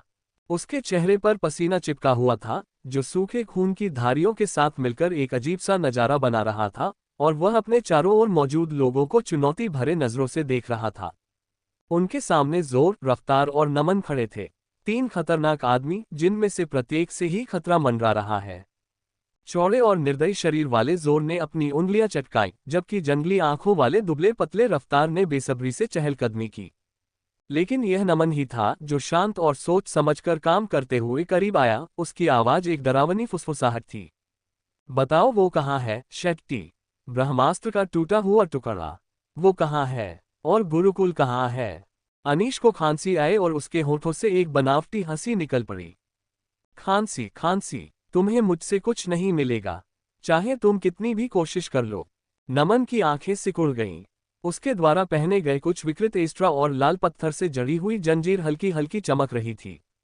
स्पष्ट संकेत थे कि वह न केवल एस्ट्रा का उपयोग करने वाला था, बल्कि देव के भ्रष्टाचार के अधीन और उसका सेवक भी था। उसकी उपस्थिति अन्य लोगों की तुलना में कहीं अधिक भारी और बेचैन कर देने वाली प्रतीत होती थी। नामना ने अपने पास मौजूद रेडस्टोन हारों में से एक का उपयोग करते हुए, जिसे उसने कुर्सी पर कसकर बंधे हुए अनीश को पहना दिया था। उसने अपनी हथेली अनीश के माथे पर रखी, उसके विचारों को प्रभावित करने और उसके दिमाग में प्रवेश करने का प्रयास किया। लेकिन इस पीड़ा के बावजूद अनीश ने मानसिक रूप से संघर्ष किया और आक्रमण का प्रतिरोध किया। उन्होंने ब्राह्मण के रूप में प्रशिक्षण प्राप्त किया, उन प्रशिक्षणों जिसने उसे सहन करने की शक्ति दी थी। मुझे इस बात की परवाह नहीं है कि देव क्या चाहता है। अनीश ने दांत भींचते हुए बुदबुदाया। तुम्हें ये कभी नहीं मिलेगा, ये पहले ही जा चुका है। जोर गुर्राया। कहाँ गए? अनीश ने दर्द के बावजूद मुस्कुरा दिया। कुकू मुस्कुराहट, जिस एक को इसने चुना, और अब बहुत देर हो चुकी है। बाहर जमीन में एक हल्की सी कंपन महसूस हुई। शायद ये पहला संकेत था कि मदद आ रही है, या इससे भी कहीं ज्यादा बुरा कुछ होने वाला है। अध्याय 14 यात्रा की शुरुआत। एक गिलहरी से मुलाकात। कमरा एक पल के लिए थम सा गया। सन्नाटे में अनीश के शब्द बिजली की कड़क की तरह गूंज उठे। ये पहले ही जा चुका है, उस व्यक्ति के पास जिसे इसने चुना था। जोर, रफ्तार और नमन के चेहरे पल भर में गंभीर हो गए। 1 महीने की मेहनत, अनीश पर नजर रखना, उसे नियंत्रित करना और घात लगाकर हमला करने के लिए सही समय का इंतजार करना। सब कुछ राख हो गया। उनकी पूरी योजना एक ही धारणा पर टिकी थी कि ब्रह्मास्त्र का टूटा हुआ टुकड़ा उसके पास था। और अब एक चुनौती भरे वाक्य से अनीश ने उस भ्रम को चकनाचूर कर दिया। इससे पहले कि वे आगे कुछ समझ पाते, बाहर से कदमों की गूंज और पास आते वाहनों की धातुई गड़गड़ाहट उनके कानों तक पहुंची। रफ्तार की आंखें चौड़ी हो गईं। अंडस्को अंडस्को अंडस्को अंडस्को, वो वही लोग हैं। अतिरिक्त बल पहुंच चुके थे। नमन की आवाज ठंडी और दृढ़ हो गई। हमारा काम यहां खत्म हो गया है, अब आप चलें। जोर ने गुस्से से भरी आवाज में बड़बड़ाया, उसकी रगों में क्रोध उबल रहा था। तो फिर वह भी नहीं जा रहा है। बिना किसी झिझक के जोर ने अपनी पिस्तौल उठा ली और उसने अनीश के धड़ में 4 तेज बेरहम गोलियां मारी। गोलियां एक के बाद एक मांस और हड्डियों में धंसती चली गईं। हर झटके के साथ अनीश छटपटा उठता था। कंक्रीट पर खून के छींटे पड़ते थे, लेकिन उसकी निगाहें नमन से हटती नहीं थीं। जीवन उससे छिनता जा रहा था, फिर भी अनीश के चेहरे पर हल्की सी मुस्कान थी। तुम उस तक कभी नहीं पहुंच पाओगे। जोर ने मुंह फेर लिया और तीनों टूटे हुए बक्सों के ढेर के पीछे छिपे एक गुप्त निकास की ओर दौड़ पड़े। उनके भागने का रास्ता कई दिन पहले ही तैयार कर लिया गया था, एक भूमिगत सुरंग जिसमें जाल बिछाए गए थे। उनके पीछे छोड़े गए धुएं के बमों में आग लग गई, जिससे कमरा घने दम घोंटने वाले कोहरे से ढक गया। कुछ ही क्षणों बाद दरवाजे अचानक खुल गए। वाराणसी सेक्टर के प्रभारी के नेतृत्व में सशस्त्र ब्राह्मणवादी घुसपैठ कर गए। लेकिन वे कुछ सेकंड देर हो चुके थे। तीनों गायब हो गए, शहर के अंधेरे और सुनसान इलाकों में लुप्त हो गए। सैनिक अनीश के पास दौड़े। उनमें से एक ने तुरंत ही एक उपचारक दल को बुलाया। वह अभी भी सांस ले रहा है, मुश्किल से। तुरंत किसी वैद्य को बुलाओ। अनीश की आंखें आखिरी बार खुली। दर्द असहनीय था, लेकिन किसी शक्तिशाली चीज ने उसे होश में रखा हुआ था। एक विचार, एक छवि जो उनके मन में तब से अंकित है जब उन्होंने आखिरी बार गुरु अरविंद से बात की थी। 2 सप्ताह पहले प्राचीन अवशेषों से सुसज्जित अपने कार्यालय में गुरु अरविंद ने कहा था, वह सिर्फ एक लड़का नहीं है अनीश, वह है जिसे ब्रह्मास्त्र ने चुना है। यही बात अपने आप में कुछ मायने रखती है। अनीश हिचकिचा रहा था। आप चाहते हैं कि मैं मानव जाति को ज्ञात सबसे अस्थिर एस्ट्रा में से एक को एक किशोर के भरोसे छोड़ दूं? गुरु अरविंद ने शांत दृढ़ विश्वास के साथ मुस्कुराया था। कोई साधारण किशोर नहीं, बल्कि आग से जन्मा और भाग्य द्वारा गढ़ा गया। अंततः अनिच्छा से ही सही, अनीश सहमत हो गया और उसने चुपके से ब्रह्मास्त्र के टूटे हुए टुकड़े को गुरुकुल में स्थानांतरित कर दिया। लेकिन उसके मन में अब भी संदेह था। इस बात की चिंता है कि क्या लड़का ईश्वरीय भार को वहन कर पाएगा। अब बुरी तरह घायल और धोखे का शिकार हो चुके अनीश को आखिरकार समझ आ गया। दुश्मनों ने अपना दांव चल दिया था। भाग्य ने अपना रुख बदलना शुरू कर दिया था। लड़के की जांच की जाएगी।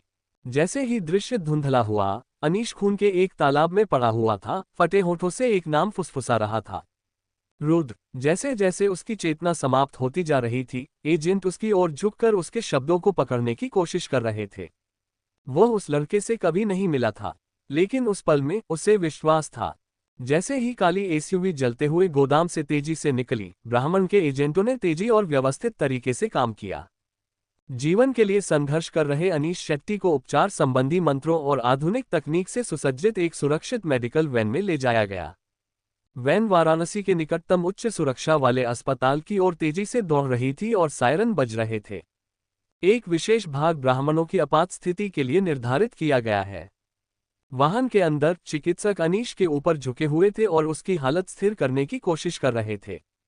उनमें से एक ने गंभीर स्वर में बुदबुदाया, 4 गोलियां लगीं। यह एक चमत्कार है कि वह अभी भी सांस ले रहा है। गुरुकुल। इसी बीच गुरुकुल में गुरु अरविंद ध्यान तालाब के पास खड़े होकर हवा में व्याप्त अशांत ऊर्जा को महसूस कर रहे थे। उनके क्रिस्टल कम्युनिकेटर में रोशनी जल उठी और उन्होंने आंखें खोले बिना ही जवाब दिया।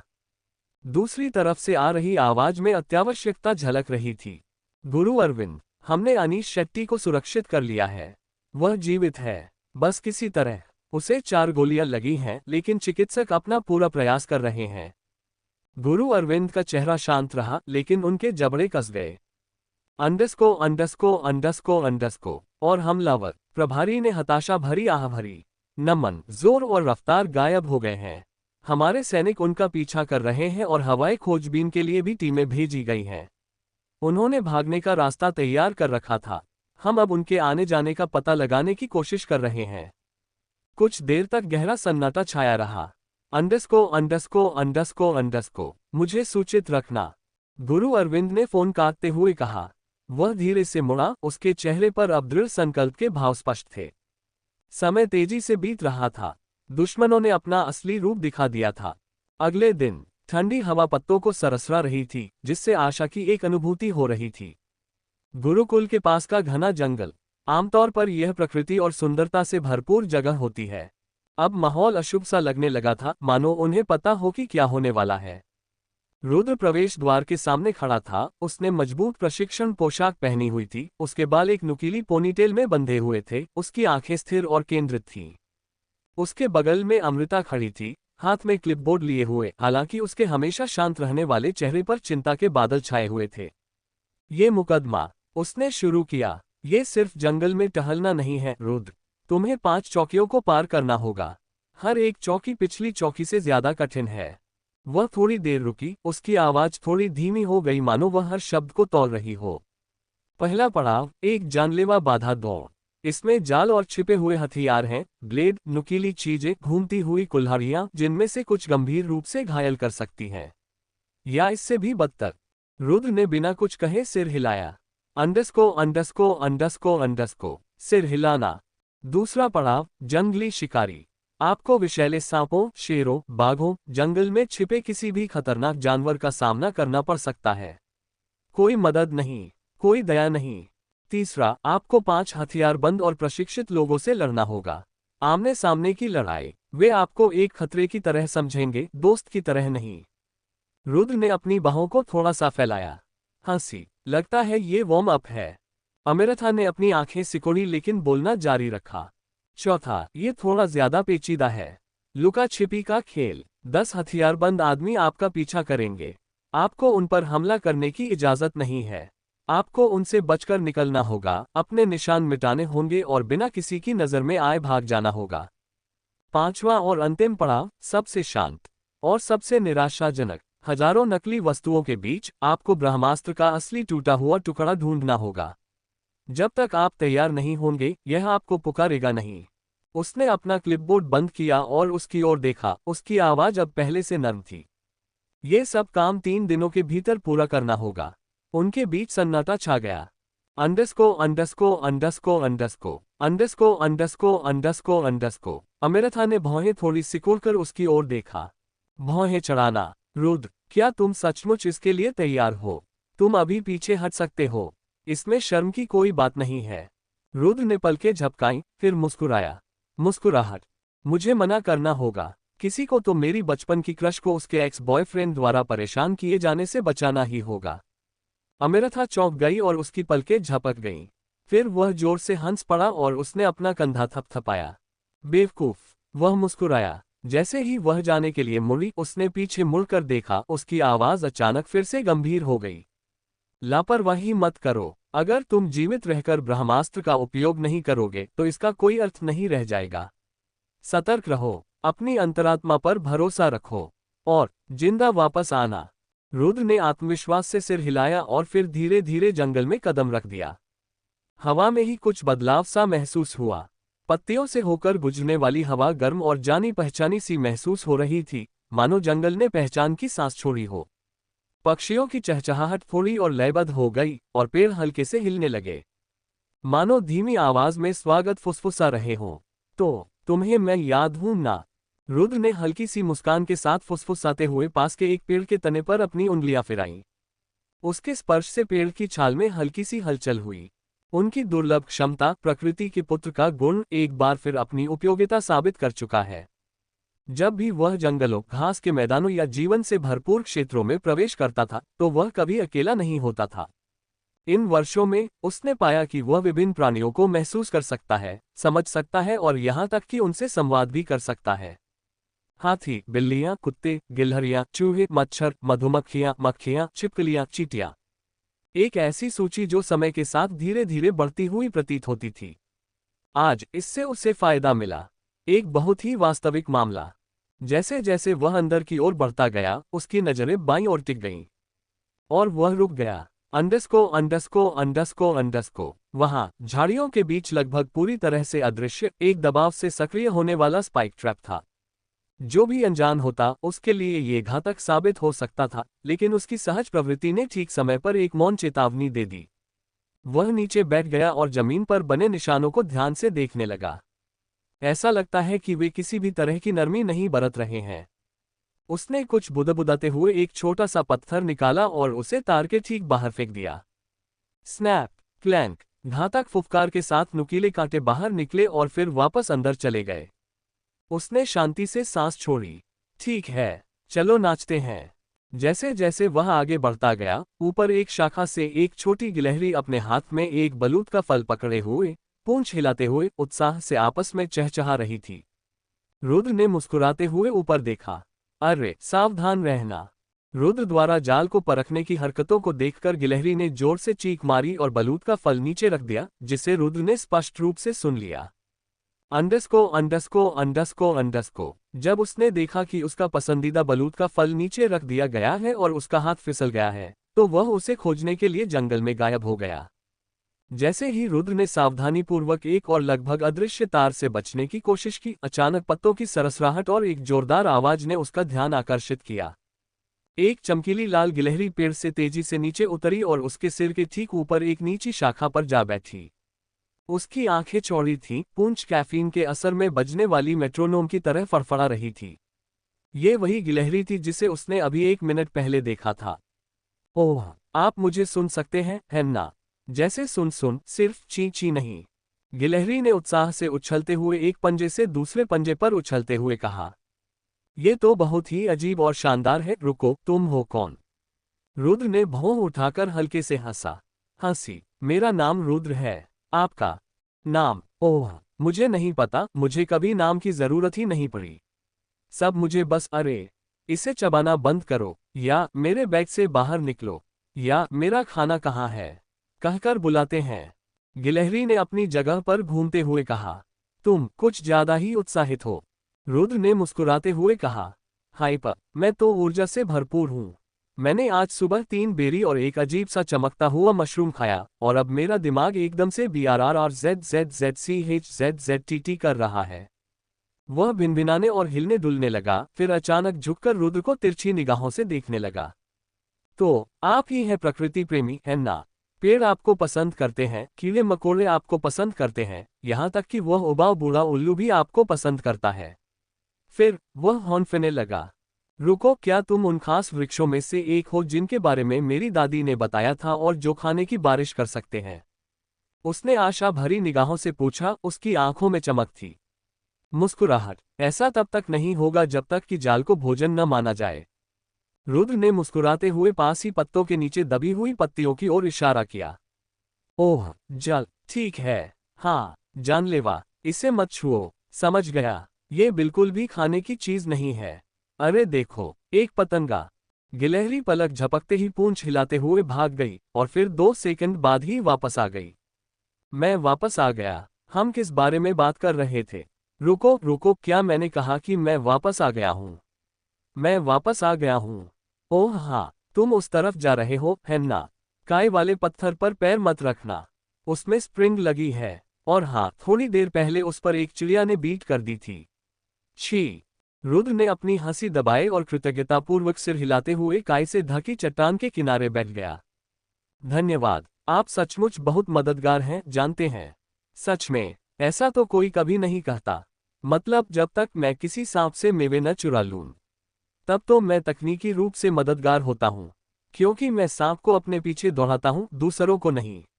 लेकिन फिर सांप मुझे पकड़ लेता है और फिर तो हंगामा मच जाता है। ठीक है, रुद्र ने उठते हुए और गिलहरी के सिर पर धीरे से थपथपाते हुए कहा, अगर आप चाहें तो यहीं रुक सकते हैं, बस मुझे ज्यादा परेशान करने की कोशिश न करें। समझ गया। पूरा ध्यान केंद्रित करो, एक निंजा की तरह, एक लाल रोएदार आसानी से विचलित होने वाला निंजा। चलो चलें। गिलहरी ने एक चक्कर लगाया, फिर ऊपर की शाखा पर तेजी से आगे बढ़ गई, जबकि रुद्र मन ही मन मुस्कुराया और पूरी तरह से पहली चुनौती के लिए तैयार हो गया। गुरुकुल अवलोकन कक्ष। गुरुकुल के केंद्रीय हॉल के अंदर एक विशाल स्क्रीन पर रुद्र को घने जंगलों से गुजरते हुए लाइव दिखाया जा रहा था। ऊपर तैर रहे अवलोकन पिंडों में से एक द्वारा प्रदर्शित छवि में उनके हर कदम को क्रिस्टल की स्पष्टता के साथ दिखाया गया था। गुरु अरविंद शांत भाव से अपने हाथ जेब में डाले निगाहें स्क्रीन पर टिकाए खड़े थे।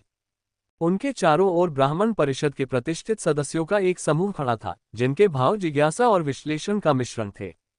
अमृता, शिव, संदीप, रवि, तेजस, मीना, जूनू और कई अन्य छात्र भी वहां मौजूद थे, तनावग्रस्त लेकिन उत्साहित। उनकी आंखें उम्मीद से चौड़ी हो गई थीं। वे एक ऐतिहासिक आंदोलन के साक्षी थे, ब्रह्मास्त्र की राह। दाढ़ीधारी एक बुजुर्ग परिषद सदस्य थोड़ा आगे की ओर झुक गए जब रुद्र जंगल के किनारे पर रुका। स्क्रीन पर रुद्र की निगाहें आसपास के वातावरण का जायजा ले रही थीं, उनका हावभाव चुस्त था। फिर बिना किसी झिझक के वह काई से ढके एक हिस्से से हटकर एक तरफ झुक गया और एक ऐसे तार के पास बैठ गया जो देखने में बिल्कुल छिपा हुआ लग रहा था। बुजुर्ग व्यक्ति ने अपनी दाढ़ी सहलाते हुए धीरे से कहा। उन्होंने इसे लगभग तुरंत ही पहचान लिया। उनकी सहज बुद्धि बहुत परिष्कृत है। एक अन्य परिषद सदस्य, चांदी की परत वाले चश्मे और बाज की आकृति वाली छड़ी पहने एक महिला ने सोच समझकर सिर हिलाया। जाल को पहचानना सीखना एक बात है, लेकिन उन्हें महसूस करना बिल्कुल अलग बात है। उसकी आंखें पूरी तरह से देख भी नहीं पाई थीं कि उसका शरीर हरकत में आ गया। यही तो जन्मजात संवेदनशीलता है। थोड़ी तनावग्रस्त खड़ी अमृता ने राहत की सांस ली। ये रुद्र है। उसमें अपने आसपास के माहौल को समझने की अद्भुत क्षमता है, मानो प्रकृति उससे बात करती हो। रुद्र को दोबारा रुकते देख छोटे छात्र अचंभित रह गए। और फिर सबसे अप्रत्याशित घटना घटित हुई। अंडस्को अंडस्को अंडस्को अंडस्को अंडस्को अंडस्को अंडस्को अंडस्को अंडस्को अंडस्को अंडस्को अंडस्को एक लाल गिलहरी तेजी से नजर आई, उसकी पूंछ उत्साह से फड़फड़ा रही थी। रुद्र ने अपना सिर झुकाया और जैसे ही वह नीचे झुका, दोनों के बीच स्पष्ट रूप से बातचीत शुरू हो गई। रुद्र खिलखिलाकर हंसा, गिलहरी तेजी से चीं चीं करने लगी, गोल गोल घूमने लगी और यहां तक कि आगे पीछे उछलने भी लगी। हालांकि पर्यवेक्षक पूरी बातचीत को ठीक से सुन नहीं पाए, लेकिन स्क्रीन पर दिखाई देने वाली भावभंगिमाओं और प्रतिक्रियाओं ने इसे स्पष्ट कर दिया। वे आपस में बातचीत कर रहे थे। एक तीसरे परिषद सदस्य, जो उम्र में बड़े थे और अब तक संशयवादी प्रतीत होते थे, ने अपना रुख बदल लिया। क्या वह जानवरों से बात कर सकता है? चश्मा पहनी महिला ने धीरे से सिर हिलाया। सिर हिलाना नहीं, बोलना नहीं, जुड़ना। उस गिलहरी की प्रतिक्रियाएं इतनी सूक्ष्म हैं कि यह महज एक संयोग नहीं हो सकता। ये साधारण लगाव से कहीं अधिक है। गुरु अरविंद ने हल्की, गर्व भरी मुस्कान के साथ अंततः बोलना शुरू किया। उसके भीतर एक ऐसी भावना है जो उसके आसपास के जीवन के साथ तालमेल बिठाती है, मानो यह उसके खून में गहराई तक बसी हो। मीना तेजस की ओर झुकी और फुसफुसाते हुए बोली, क्या वह हमेशा ऐसा ही करता था, जैसे गिलहरियों से बातें करना? तेजस ने फुसफुसाते हुए जवाब दिया, पिछली बार उसने एक कुत्ते से बात की और कुत्ता हमारा पूरा लंच बैग वापस ले आया, जिसमें मेरी छिपाई हुई चॉकलेट भी शामिल थी। संदीप मुस्कुराया, शायद जंगल चाहता है कि वह पास हो जाए। यहां तक कि शांत स्वभाव वाली जूनू के होठों पर भी हल्की सी मुस्कान आ गई जब उसने लाल गिलहरी को रुद्र के पैरों के चारों ओर उत्साह से घूमते हुए देखा और फिर झाड़ियों में किसी चीज की ओर इशारा करते हुए देखा। ब्राह्मश के युवा सदस्यों में से एक ने धीरे से कहा, अगर उसे पहले से ही प्रकृति की कृपा प्राप्त है, तो शेष चुनौतियां बेहद दिलचस्प होंगी। गुरु अरविंद ने बिना मुड़े बस इतना कहा, यह तो बस शुरुआत है। उसके पास ब्रह्मास्त्र धारण करने के योग्य साबित करने के लिए 3 दिन है। स्क्रीन पर रुद्र का दृश्य दिखाई दिया, जो अब दृढ़ निश्चय के साथ आगे बढ़ रहा था और झाड़ियों में गायब हो गया। पहले परीक्षण की ओर। अध्याय 15। पहला, दूसरा और तीसरा चेक पॉइंट। जंगल के अंदर। पहला दिन, दोपहर 1 बजे। जंगल जीवंत था। घने पेड़ों की छतरी ने सूरज की रोशनी को काफी हद तक रोक दिया था, जिससे जंगल की जमीन पर सुनहरी किरणों और नाचती हुई छायाओं का मिश्रण दिखाई दे रहा था। रुद्र पूरी एकाग्रता के साथ आगे बढ़ रहा था, उसके माथे पर पसीना चमक रहा था। हर कदम पर उसकी युद्ध प्रवृत्ति जागृत हो रही थी। उसकी निगाहें पेड़ों की शाखाओं से लेकर मिट्टी की उखड़ी हुई आकृतियों तक घूमती रहीं। प्रत्येक संकेत उस इलाके में कुशलतापूर्वक छिपाए गए खतरनाक जालों का संकेत है। पेड़ों के तनों से पत्तियां निकल आती थीं। देखने में सुरक्षित लगने वाली जमीन के कुछ इंच नीचे ही कील के गड्ढे दबे हुए थे। धातु की नोक वाले झूलते हुए लट्ठों को लताओं की परतों के पीछे छिपा दिया गया था। ये किसी हॉरर थ्रिलर फिल्म से निकली हुई वास्तविक जीवन की मौत की भूल भुलैया की तरह थी। फिर भी उनमें से किसी ने भी उसे छुआ तक नहीं। अपनी तेज प्रतिक्रिया, प्रकृति के पुत्र होने के गुण और एक अप्रत्याशित साथी की बदौलत रुद्र आगे बढ़ता रहा। रुद्र, कूदो कूदो कूदो! उसके बगल से एक कर्कश आवाज निकली। लाल भूरे रंग के फर की एक झलक तेजी से गुजरी और रुद्र तुरंत पीछे की ओर कूद गया, ठीक उसी समय जब एक छिपा हुआ भालू का जाल उस जगह पर टूट गया जहां उसका पैर पड़ने वाला था। शानदार बचाव, हैमी! रुद्र ने हौंफते हुए कुछ बुदबुदाया। अति सक्रिय, प्यारी और लापरवाह गिलहरी ने हवा में पूरी तरह से कलाबाजी की और अपने कंधे के बल गिरी। उसकी छोटी छोटी आंखें उत्साह से चमक उठीं। हैमी, हैमी कौन है? वह चीखने लगी और तेजी से बड़बड़ाने लगी। रुको रुको, क्या यही मेरा नाम है? हे भगवान, मेरा नाम है। क्या तुम अपने सभी जंगल के दोस्तों का नाम रखते हो? नहीं, रुको, जवाब मत दो, कोई बात नहीं, मुझे ये नाम बहुत पसंद है। मैं हैमी हूँ, मैं हैमी हूँ। रुद्र ने हंसते हुए अपने गाल से थोड़ी धूल पोंछी। तुम मुझे बचपन में देखी एक कार्टून गिलहरी की याद दिलाते हो। ओवर द हेज नाम की फिल्म में। तुम तेज बोलते हो, उससे भी तेज कूदते हो और सोचते हो। उतनी तेज नहीं। हैमी ने बनावटी नाराजगी जताते हुए हौंफते हुए कहा। अरे, मैं तो बहुत जल्दी सोच लेता हूँ। बस अरे देखो, एक मधुमक्खी। वह तेजी से चली गई और उतनी ही तेजी से वापस आ गई। गलतफहमी थी, पता था। ठीक है, चलो फिर से कोशिश करते हैं।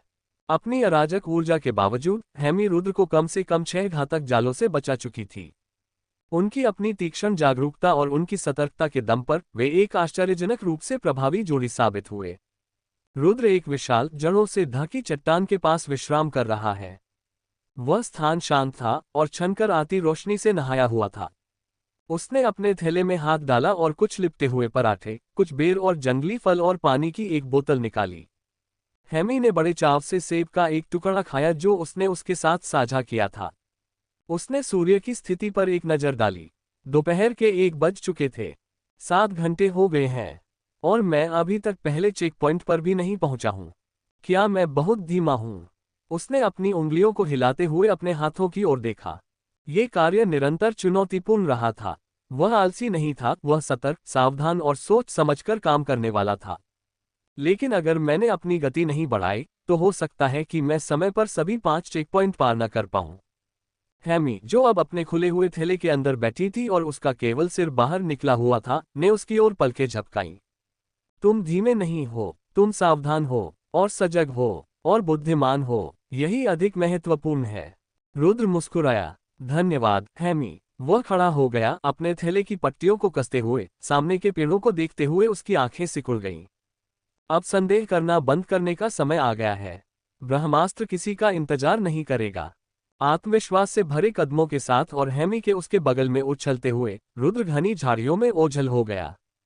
पहले चेक पॉइंट पर पहुंचने के बाद शाम 6:35 बजे। जंगल में बदलाव आने लगे थे। सूरज की गर्मी फीकी पड़ गई थी, उसकी जगह एक कोमल, सुनहरी आभा ने ले ली थी जिसने पेड़ों को नर्म, धुंधली रोशनी में रंग दिया था। परछाइयां लंबी होती गईं, पक्षियों की आवाजें शांत हो गई थीं, उनकी जगह कभी कभार उल्लू की आवाज या रात के समय जागते हुए जीवों की दूर से आती सरसराहट सुनाई दे रही थी। रुद्र एक ऊंचे पत्थर के खंभे के सामने खड़ा था जो लताओं से लिपटा हुआ था। पास ही एक लकड़ी के खंभे पर एक हरा झंडा हल्का हल्का लहरा रहा था। ये चिन्ह परीक्षण के पहले चेक पॉइंट को दर्शाता था। उसकी छाती ऊपर नीचे हो रही थी, उसकी सांसें भारी लेकिन स्थिर थीं। वह सफल हो गया था। पहला वाला हो गया। उसने माथे से पसीना पोंछते हुए बुदबुदाया। बिना किसी झिझक के उसने हरे झंडे को खोला, उसे सावधानीपूर्वक मोड़ा और अपने थैले में रख लिया। उसने अंधेरा होते आकाश पर नजर डाली और एक फैसला किया। अंधेरे में तीर चलाने का कोई फायदा नहीं। एक भी गलत कदम, सब खत्म। रुद्र ने इलाके की छानबीन शुरू की और अंततः घने पेड़ों के नीचे एक छोटा सा खुला स्थान ढूंढ लिया, जो आंशिक रूप से हवा से सुरक्षित था और जहां आसमान खुला हुआ था। उसने निपुण हाथों से गिरी हुई शाखाओं और चट्टानों को हटाकर एक छोटा सा अलाव बनाया। उसने चकमक पत्थर को लोहे पर रगड़ा और जल्द ही एक छोटी सी अलाव जलने लगी, जिसकी गर्म चमक रात के अंधेरे में एक आरामदायक आभा प्रदान कर रही थी। हेमी पास की एक झाड़ी से झटपट निकली, उसके मुंह में जामुनों का एक छोटा सा गुच्छा था। उसने मुस्कुराते हुए उन्हें आग के पास गिरा दिया। नाश्ता। रुद्र हंस पड़ा। हेमी ने गर्व से अपनी छाती फुला ली और आग के किनारे पर सिकुड़कर बैठ गई, उसकी पूंछ फड़फड़ा रही थी। रुद्र ने एक छोटी सी चटाई बिछाई, अपनी जैकेट उतारी और उसे तकिए की तरह रख लिया। वह पीछे की ओर झुककर आग की लपटों को नाचते और घूमते हुए देखने लगा। थकान के बावजूद उसे शांति का अनुभव हो रहा था। अधिक मजबूत। 1 हो गया, 4 बाकी हैं। वह मन ही मन बुदबुदाया। उसके विचार अपने दोस्तों की ओर चले गए। अमृता की चिंतित आंखें, शिव के चुटकुले, संदीप की तलवार और जूनू का दुख। और उससे भी गहराई में उन्होंने गुरु अरविंद, ब्रह्मास्त्र और उस बोझ के बारे में सोचा जो अब चुपचाप उनके सीने में बैठा हुआ था। उसके चारों ओर का जंगल धीमी सरसराहट के साथ गूंज रहा था। ऊपर तारे अंधेरे को चीरते हुए चमकने लगे। और जब रुद्र ने अंततः अपनी आंखें बंद कर लीं, अपने शरीर को आराम दिया और मन को आने वाले दिन के लिए तैयार किया, तो उसके मन में एक ही विचार आया। परीक्षा कितनी भी कठिन क्यों न हो, मैं पीछे नहीं हटूंगा। दूसरा दिन सुबह 6 बजे जंगल में एक शांत ठंडक छाई हुई थी। उसकी बूंदें हर पत्ते, शाखा और घास के तिनके पर चिपकी हुई थीं। सुबह की रोशनी पेड़ों से छनकर सुनहरी लकीरों के रूप में फैल रही थी, कोमल और शांत। लेकिन रुद्र इसे महसूस कर सकता था। वह शांति भ्रामक थी। वह भोर होने से ठीक पहले उठ गया था। अपनी सुबह की दिनचर्या पूरी करने और नाश्ते के लिए पैक की गई घर की बनी रोटी का थोड़ा सा स्वाद लेने के बाद रुद्र ने आग के बचे खुचे अंशों को बुझाया और अपना थैला कंधे पर टांग लिया। दूसरा चेक पॉइंट। अब यह देखने का समय है कि आप क्या कर सकते हैं। जैसे जैसे वह और अंदर जाता गया, हवा और भी भारी होती गई। यहाँ के पेड़ ऊंचे और अधिक प्राचीन थे, उनकी जड़ें सोए हुए दैत्यों की उंगलियों की तरह मुड़ी हुई और टेढ़ी मेढ़ी थीं। जंगल के इस हिस्से में सन्नाटा छाया हुआ था, लेकिन शांतिपूर्ण प्रकार का नहीं। अचानक उसकी रीढ़ की हड्डी में एक ठंडी सिहरन दौड़ गई। वह बीच रास्ते में ही रुक गया, उसकी सहज प्रवृत्ति भड़क उठी। अंडस्को अंडस्को अंडस्को अंडस्को। उसके बाईं ओर घनी झाड़ियों से 2 चमकती पीली आंखें उस पर टिक गईं। एक विशालकाय काला अजगर, जिसका शरीर पेड़ के तने जितना मोटा था, चुपचाप एक शाखा के चारों ओर लिपटा हुआ था। उसका सिर धीरे धीरे नीचे झुका और वह अपने शिकार को परखते हुए अपनी जीभ को हिलाता रहा। फुफकार फुफकार। दूसरी ओर पेड़ों के बीच से भेड़ियों का एक छोटा झुंड निकला। उनके फर चांदी जैसे भूरे रंग के थे और उनकी आंखें भूख से तेज थीं। वे सावधानी से आगे बढ़े, उनके कोट के नीचे की मांसपेशियां तनी हुई थीं। आसमान में बहुत ऊपर, गहरे और चित्तीदार पंखों वाला एक विशाल सींग वाला उल्लू चेतावनी भरी चीख निकालता है। रुद्र के कदमों की आहट से वह चौंककर जाग गया था, और उसे ये दखलंदाजी पसंद नहीं आई। रुद्र ने धीरे धीरे अपनी बाहें ऊपर उठाईं, आत्मसमर्पण में नहीं बल्कि सामंजस्य में।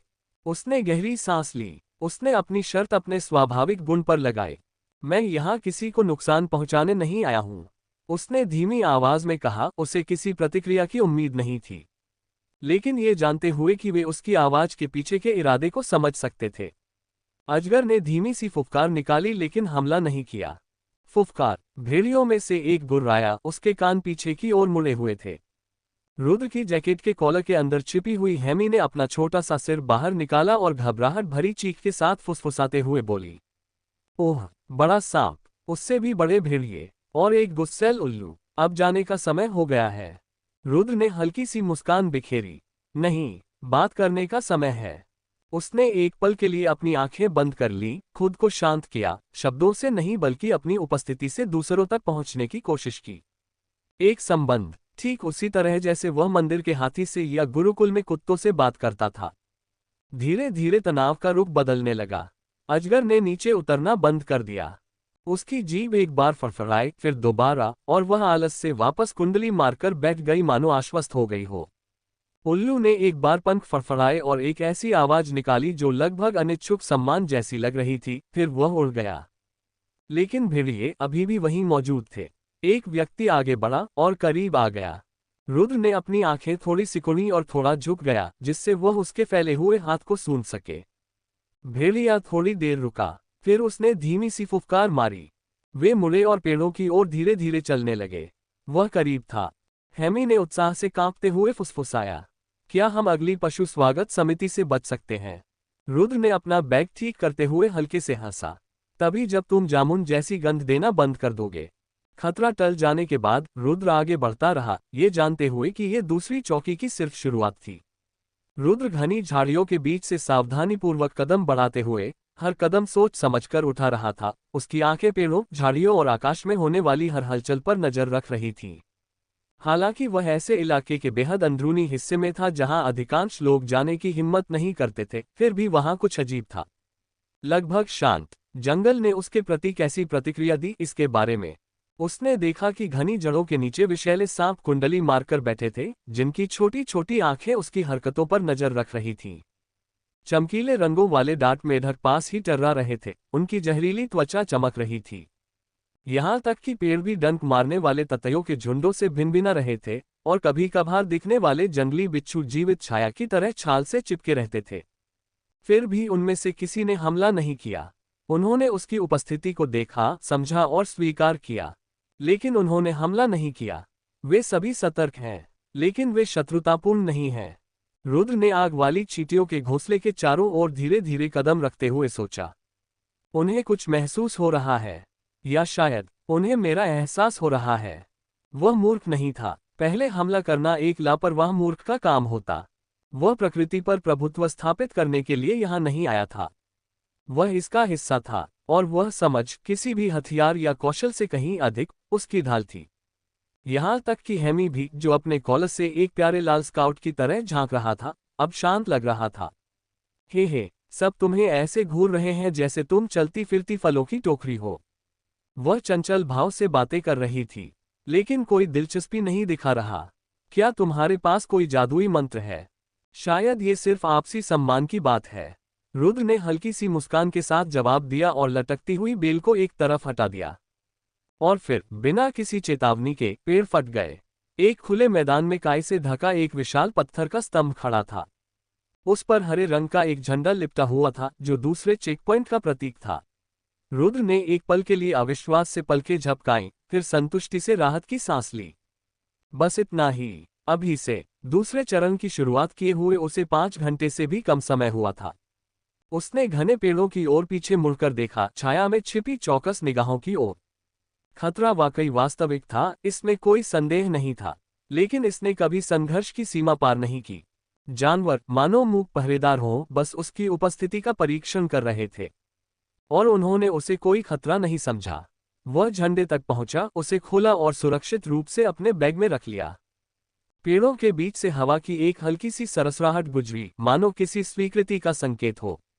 दूसरा चरण पूरा हो गया। रुद्र कुछ देर और वहीं खड़ा रहा, जंगल की ओर देखता रहा, फिर दृढ़ निश्चय के साथ जंगल के भीतर गहरे जाने वाले रास्ते की ओर मुड़ गया।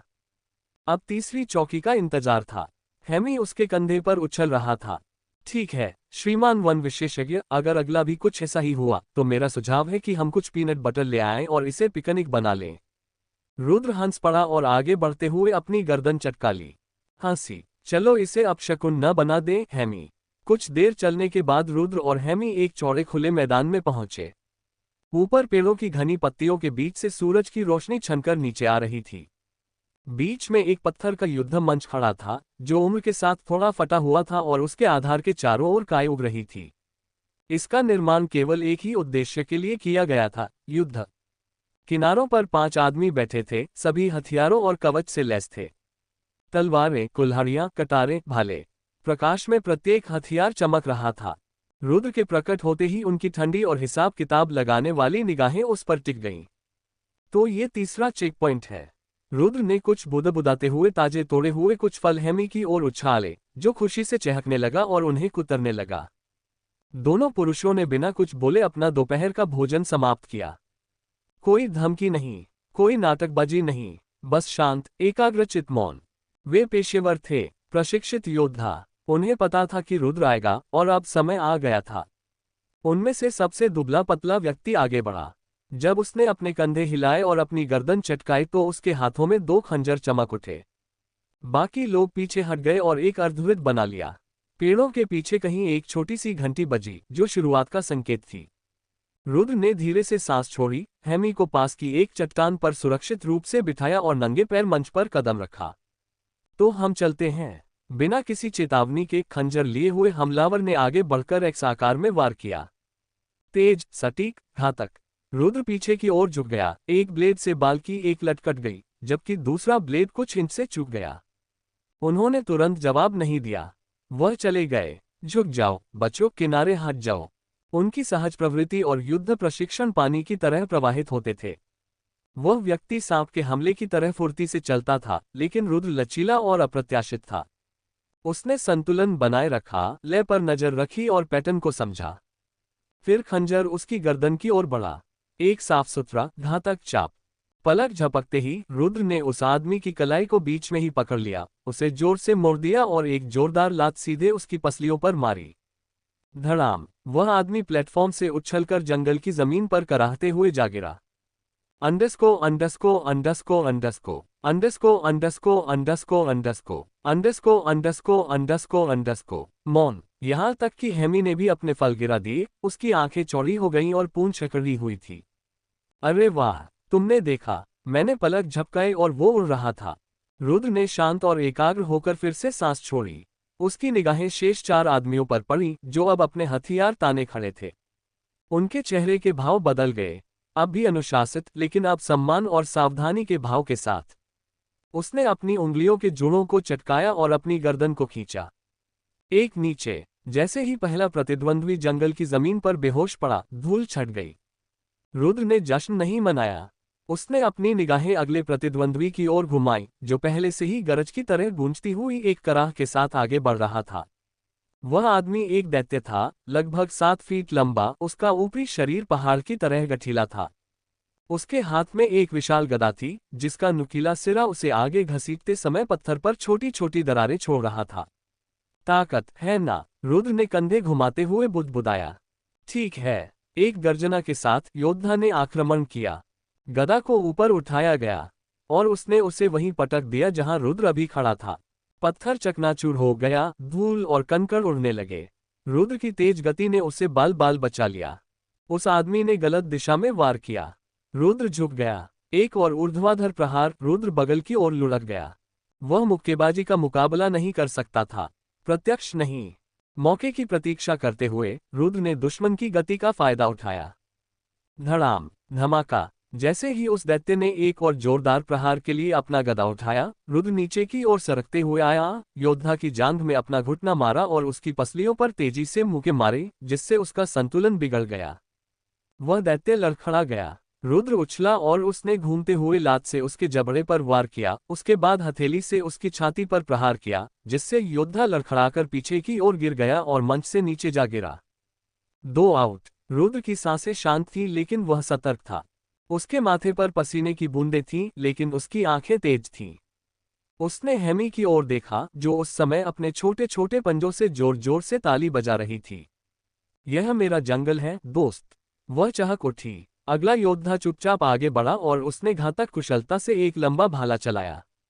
पिछले 2 के विपरीत इसने कोई शुल्क नहीं लिया।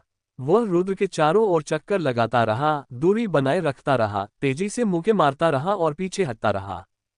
हर वार किसी सांप के डंक की तरह था, तेज, सटीक और जिसका अनुमान लगाना कठिन हो। रुद्र चकमा देते हुए और इधर उधर भागते हुए धीरे धीरे दूरी कम करता गया।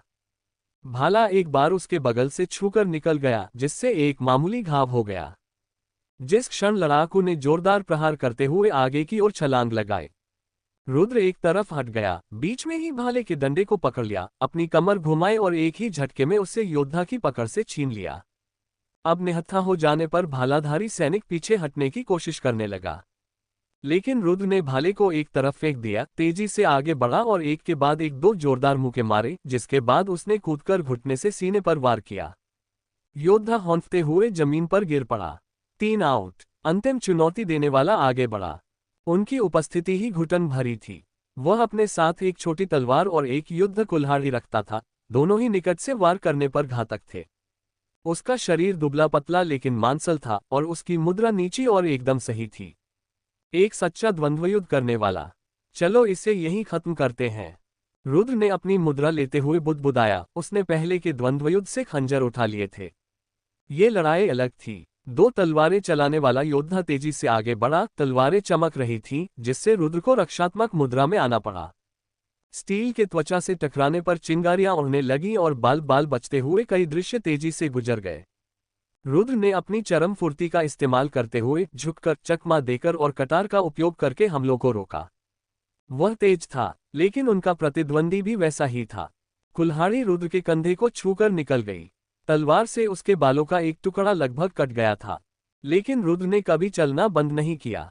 तब एक अवसर, योद्धा ने अपनी तलवार से नीचे की ओर वार करते हुए कुल्हाड़ी से ऊपर की ओर वार करने का प्रयास किया। रुद्र ने एक खंजर से वार को रोकते हुए आगे छलांग लगाई, योद्धा के करीब पहुंचा और उसके चेहरे पर सिर से जोरदार टक्कर मारी। स्तब्ध होकर योद्धा लड़खड़ा गया। रुद्र ने अपने पैर झटककर उस पर काबू पा लिया और कनपटी पर दो जोरदार वार करने के बाद कुल्हाड़ी और तलवार को लात मारकर दूर फेंक दिया। रुद्र हौंफते हुए खड़ा हुआ, लेकिन उसका संतुलन अभी भी बरकरार था। वह हेमी के पास गया, जिसने विस्मय से अपने दोनों पंजे अपने गालों पर रखे हुए थे। वाह वाह, ये तो कमाल था। तुमने उसे ऐसे मुक्का मारा जैसे धमाका, और फिर ऐसे लात मारी जैसे धड़ाम। रुद्र मुस्कुराया और अपने कंधे से खून पोंछा, जहां कुल्हाड़ी से खरोंच आई थी।